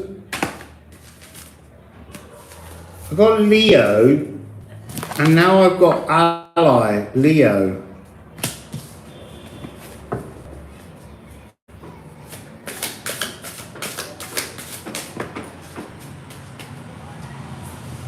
So, what do we have?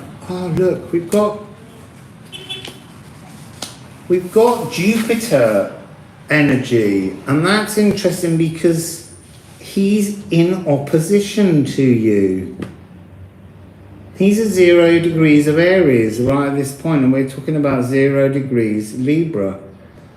And then I've got love, harmony,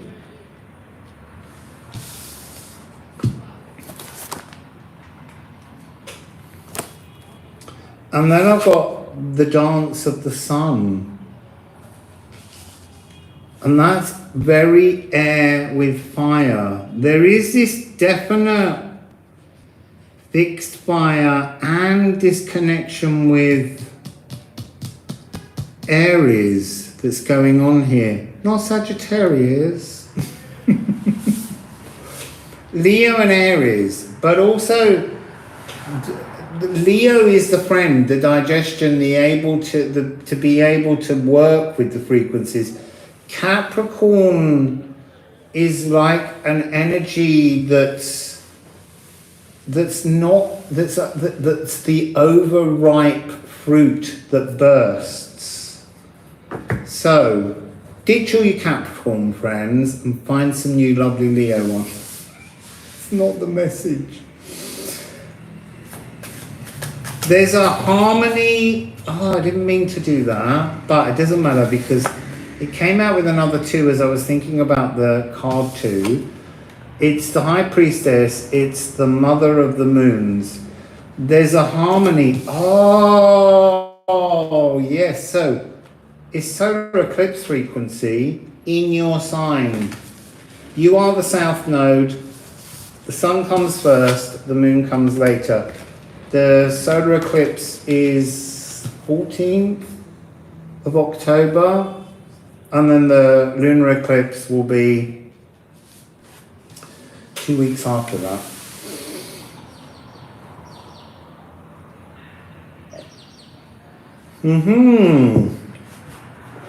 Stifled a yawn with emotions.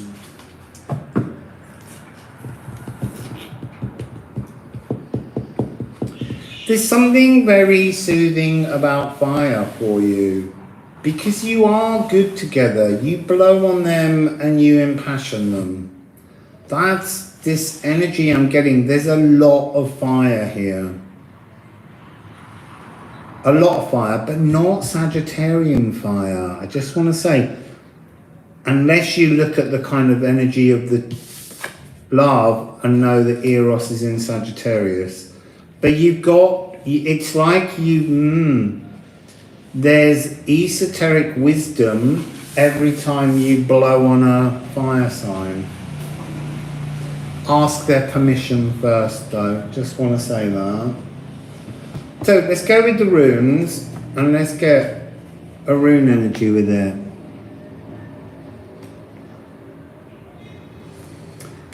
No, I don't think it will be. It's Libra and Capricorn that will ignite the world with overripe fruit. it's Aries and Libra that will become the nodes on July 17th or something next year in 2023. So Aries becomes the destiny point, and Aries brings in that energy of the age of heroes. Oh, looky Libra. The Rune and the destiny point. It's like you are the source of all the thoughts forwards. Your cardinal air, you're going to become the south node. You're going to be pushing all of the gifts forwards towards their destiny, which is in Aries, Eeyore. So you got Leo, but there's a really strong energy of Leo, your ally Leo, the ability to digest. So you push a destiny through. People have to recognize a destiny, and then they have to fix it into their body in the fires of Leo. But you're the wind blowing air onto everyone's destiny.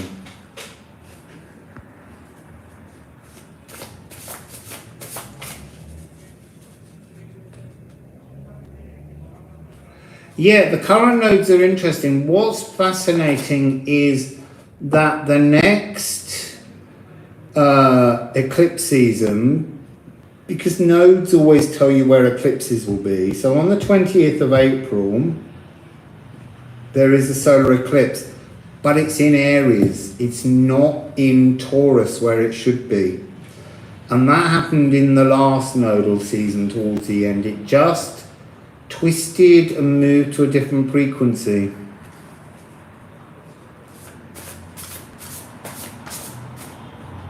It was a really interesting energy of like just gently, softly bouncing a very spongy ball. So what do we have? Oh, the gathering, the gathering frequency. This is like setting a new ideal, Libra. There's a frequency in the back of Libra that need to feel balance. That speaking of the energy of the gathering is the thing, when we call a thing, when we bring people together. And in the deck, the poem in this card is all about how we need to build a world where anyone who falls or trips or stumbles is helped back onto their feet so that we can all live in joy and happiness. I feel like that's coming in with this solstice, is going to start to chime that energy towards you, where you know that that's important. All these endless threads and possibilities, you can reach into that channel. You can move in, Libra, and hold hands with all the esoteric knowledge. You can soothe, because you've got Jupiter and Leo as your allies.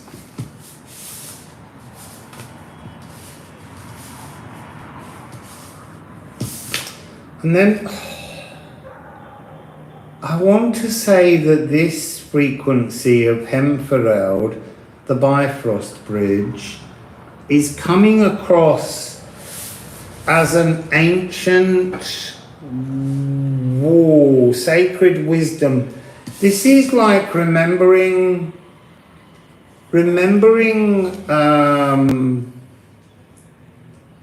a life that's in your past, but from a future timeline, grabbing hold of some energy of it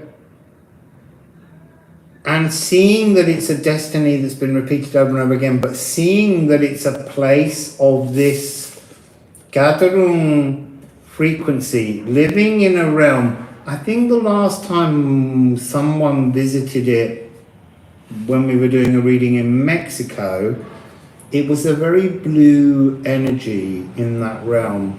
And it was a bit elven-like. It was a little bit Liffruma, in that it demonstrated a world so very different to the world here that it's staggering to believe that so many people are asleep when we should be awake to it. And then what do we have? Look, you are triggering this energy. You're remembering something from a world of wine. Because W's are two U's. Uin. We don't really know how you say any of it. But the point is, it's blissful. There is something, that wonderful airily. This is really coming across as very, very powerful with the Mother of the Moons. This is a recognition of soothing, dancing, celebrating, moving through, remembering. It's very powerful energy. It's a little bit like when I connect into the kind of super sound healer frequency that is part of me in another dimension that I'm not conscious of all the time, but it's nonetheless wired through my destiny, wired into my journey home. Just as these things are within yours, this frequency demonstrates an energy that exists that's intensely healing that I can tune into, but it's also an energy that was here before and is lost. It's a frequency that we've forgotten. And Libra, I feel like there are old modalities unfolding, gathering from the void, coming forwards, bringing new energies. You know the line of the song, we must learn to breathe, we must learn to breathe. That's exactly it. We're now in a new frequency. We need to learn to breathe and connect oxygen into our cells so that we can realign, retune, and let lost modalities of healing back into the world, rediscovering. Cardinal thoughts. If anyone can go down there and scrape over the bones and discover something that everyone forgot, it's a Libra, it's a cardinal air, because Libra's default setting is I'll help you before they help themselves. Unless it's their vanity. Especially with Leo. So what made me laugh about having an ally in Leo, it's like, yeah, until they get annoyed with your sartorial elegance. Because Leos are fine around everyone, apart from a well-dressed Libran, and then they get a little bit spiky, get their claws out. But look, this is about joyous frequencies. It is true, Holly. It's one of those things people don't like to hear. Wassail bravados. So, what are we still getting? What are we still getting? What are we still getting? Oh! Ul. This is about, I wanted to say scavenging, but it's not really. This is about expanding your dance of the sun. This is about reaching out. Reach out and touch somebody's hand. Make this world a better place if you can. And that connected to a Taurus reading the other day, but theirs was more about washing their hands before they touched you. Reaching your senses out to look over for the lost modalities. Yeah, it is. This is all different dimensions. This is that CERN energy again, CERN, the Hadron Collider, spinning round, opening absolutely all the dimensional possibilities. But this is about knowing how to rake them over, brush through them, and discover the things that are of great help to humanity. And this is a growing energy. And it's protected. Elks, interesting. Elks is about learning new vocalizations. Elks is about learning to call, to scream, to chuckle, to bray, to bark. All of these different emotions, these sounds, these frequencies, these mantles, these clothings, these emotions, they need the return of old thought modalities to somehow invigorate them. So I'm going to go with a deck which I didn't get out, but because didn't I see in yours an energy of extremes? It feels like an energy with no colour will better help us to tune into what you're looking for or what the message might be. So this is Tarot del Sol, which is all about the conquistadors and the indigenous people of Peru. And they often feel very much like lost energies. You know, they still have, when I met many different indigenous groups and spoke with them, they still hold on to their early beliefs, but they've mixed it all in with the practice of Catholicism. So it's a very different kind of Catholicism here to what you see in other parts of the world. Because it's still being informed by ancient modalities.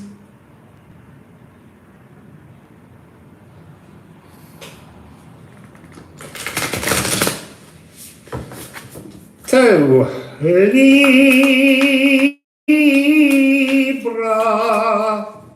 what are you picking up in the realms of the owl? What are you picking up in the realms of the owl?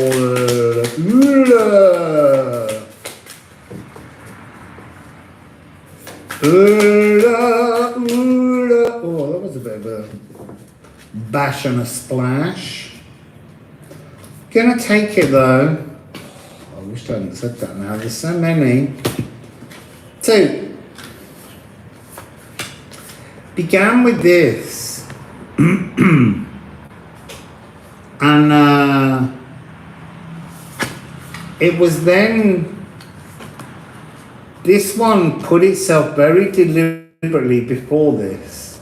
So it's talking somehow about that energy I just mentioned, which is, there was a truth, there was a fire, there was an idea, an old notion, and then it's been reclosed in a kind of livery of mistruths somehow. But it did it had an energy looking backwards, it had an energy of understanding, but it was trying to tell the old that their thoughts were, I'm seeing savage, but I don't want to use that because that's too warlike powerful. It's more like simple, it's more like dumb, it's more patronizing what took place. They were seen as savages, but they were seen as stupid rather than clever. And that's what was in the past. And it's like you focus on an energy of love, but there's something behind it that needs looking at that's way more, I want to say ancient, but juvenile, but ancient. I don't know how to express that. Much more burgeoning in terms of how it interacts with the community, and that's what you're looking for. Next we have the Five of Cups and the Queen of Swords. Look at the misery on this face. And look at the broken vessels. You know, the technologies that we create that are actually hindering us. That's interesting, because now they're making me think of the great conjunction between Sun and Jupiter in 1981, which happened as a triple conjunction in air, in Cardinal Libra. And that was the beginning of the internet. When the internet was free, when websites weren't monetized. Someone wrote a comment which I read through and I haven't had time to reply because I was replying to all the other posts that I've put out on my community page, saying that my website always says it's insecure when you go to link to it, and they have to disengage all of their servers that look after and keep them safe. But it's not unsafe, as they said. They know that it's a safe website, but it's another example how, even though it's a domain name I bought and I published through WordPress, it's considered an unsecure website, and will say that to make me pay a lot of money to make it officially safe. It's not unsafe. So it's another one of these examples, and that's what I'm getting here, where something begins beautifully and then is distorted, is monetized, is broken through greed. And that's this energy here that I think we're looking at, because you've come into your own reading as the Queen of Air. Cut it all out. Remove it all. There's always new, but there's something about these that needs smashing. It's like you've dealt with that and you're weeping over it. Turn around, smash the rest. And usually we look at that energy and we say, the cosmos has got two wonderful new emotional things. No, smash it all. You've got to break it all up, because this queen's got no time. She really does not have time for all the old crap. And then, interesting. So, La Sacerdista.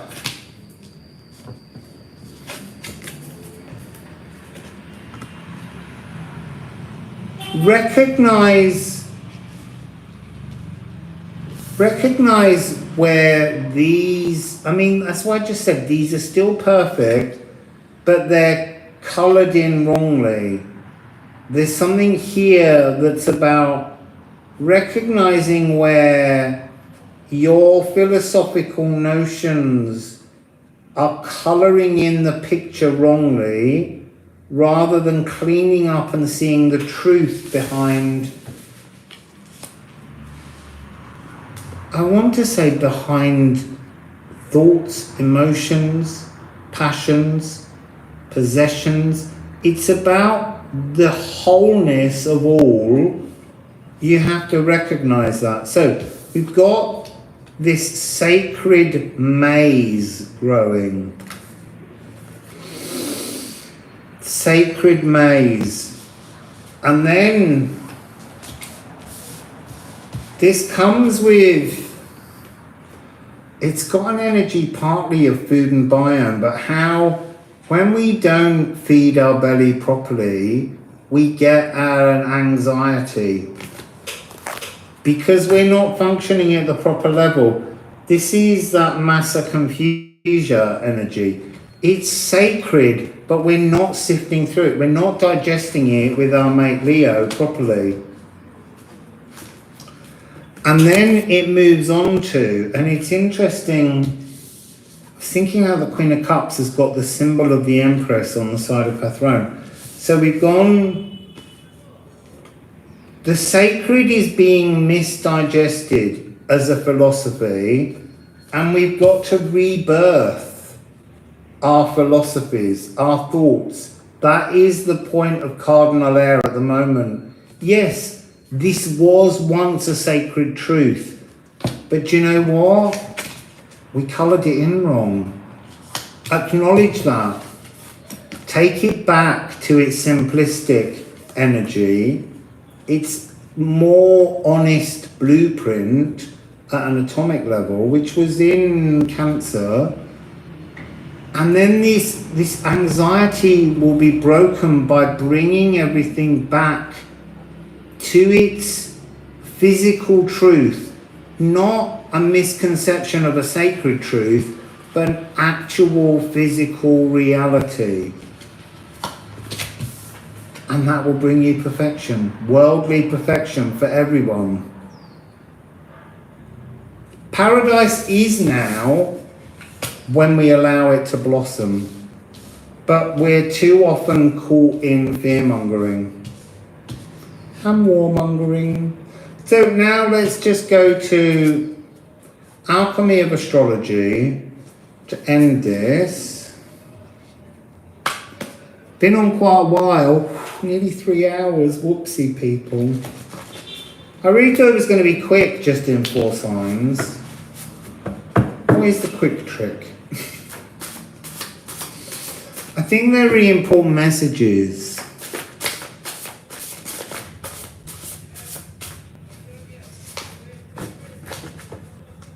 There's something going on in there. Eros. There, that's your Sagittarian connection. And it's come out as the truth. Ah, look, that's what this is together. Again, it's like this frequency, misplacing the sacred but rebirthing it. And this is the same thing. The passions of truth being mixed up, bring it back to this energy, mutable frequency, rewriting eroticism. Arsenic is coming out with these two.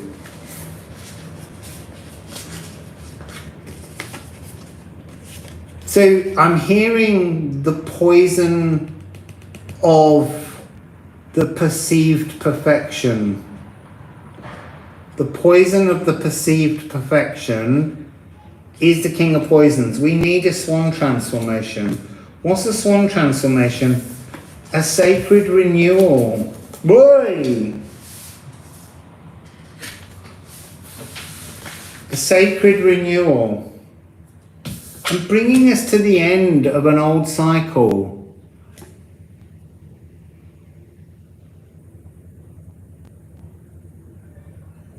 There's something about this that's very much in that fallen giants thing. These are all old stories that have been rattling around. You know, all these symbols that have been blockages, shields, stopping sacred truths from being free to roam in our minds, in our emotions, in our physical bodies, in our passions. Yeah, it is a sacred renewal. So what do we have here? Your ruler, Venus. And Venus is in Cardinal Earth at this point. She's in Capricorn. And that was your other friend, but that's the dissolve. Rot down. I want to say the malaise of a false sense of love. You've got to become clear on what is the truth behind love. Because look, remember, Venus is the mother of Eros, or Aphrodite. Venus is the mother of Cupid, Aphrodite is the mother of Eros. But actually, Eros came before. Eros was the fourth, 3 and 1, the fourth primordial god. Love was the primordial god. And then he was superseded by having the creation of Venus. And we often think of Venus as being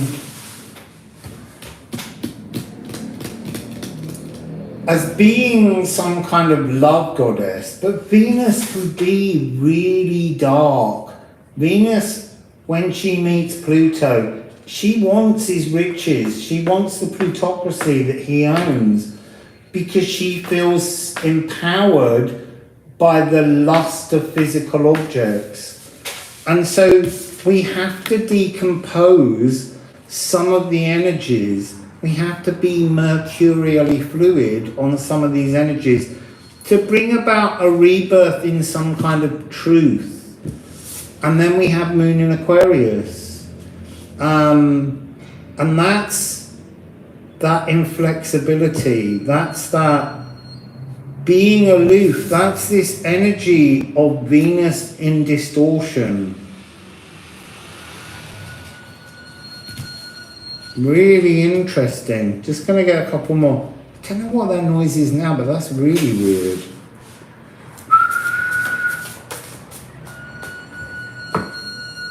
It's like brakes on something. So we have 2 last cards. Oh, look. Reach out and touch Taurus. That's where Venus also is. Fixed emotions. Fixed thoughts. We've got to break that. Where have you got to take this energy? There. Into the Moon in Cancer. These cardinal energies are linked. You've got to go into the toxic emotions, the distortions, the lies. And you've got to find a new initiation to nurture your emotional thoughts back into the physical world. Because the Empress makes the physical world. Sod the idea of, Pluto with all the wealth underneath the earth. There are always other energies way more important. And actually, the energy of to birth a whole world, not just the riches underneath it, but the entirety of it, is a powerful energy. So, Libra.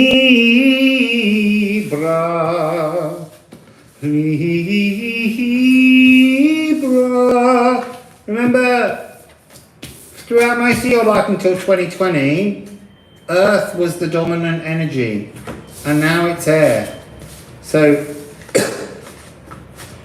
your cardinal air, you've got to rethink the world for everyone. Shine that light. But you've got to work with all the other signs. We've got to work with each other. We've got to reach out and touch somebody's hand. Make this world a better place. Now we can. So there you go, beautiful people. I'm putting all the cards back. It's a pleasure. I love doing these readings. Kawa's back, as I picked up that deck then.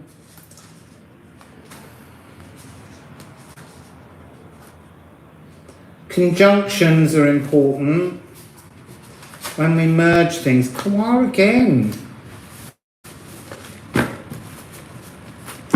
What's your moon and rising? I am Scorpio rising and I am an Aquarius moon. But it's a waxing gibbous when I was born.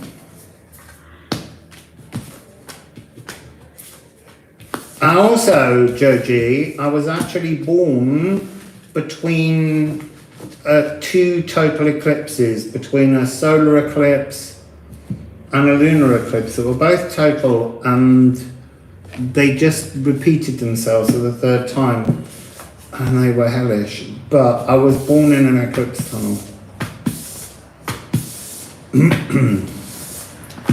Which you kind of go, makes me special, and then Cosmos goes, we'll show you how special you're not by making it a trippy tunnel for you for showing that spiritual egotism. I thought I owned it, and they went, no, you don't own it. We'll show you who owns it. We own it. Well, actually, I felt like Venus owned that. Should be very careful when I'm being abusive about Venus. Wassail vita. See, I immediately wanted to sing Don't Cry For Me, but I stopped myself. But it is a lovely tune.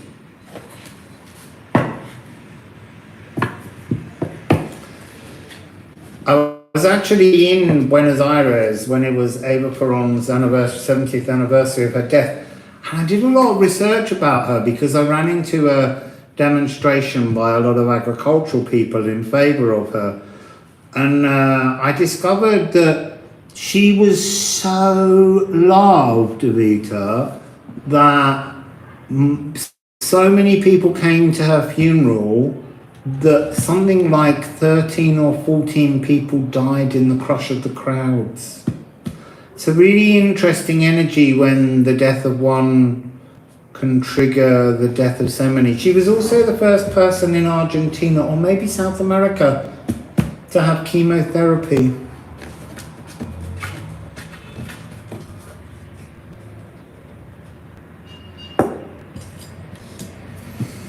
So, 1 hour 70, it's more than that, it's nearly 3 hours. It's 17101.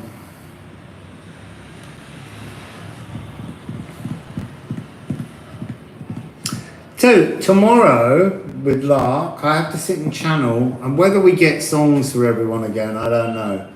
That was a hard pull. It might not. It might have just been that we were channeling Matthew today. Don't forget to press thumbs up, and any donations are gratefully received. And if you can't, you can't. I am running out of money. So, that's why this deck coming out is so important. So, I will try tomorrow to do fixed or mutable. I'll know tomorrow what's happening. I'm starving. I would really like to go out. I make all my own food, and I would really like to go out and have somebody make my food for me today. But to go out, it's like a 40-minute walk into the main city. I don't know whether I can be bothered. I might just have bread. So, beautiful people, I will see you all tomorrow. And I hope you all enjoyed that. Wassail,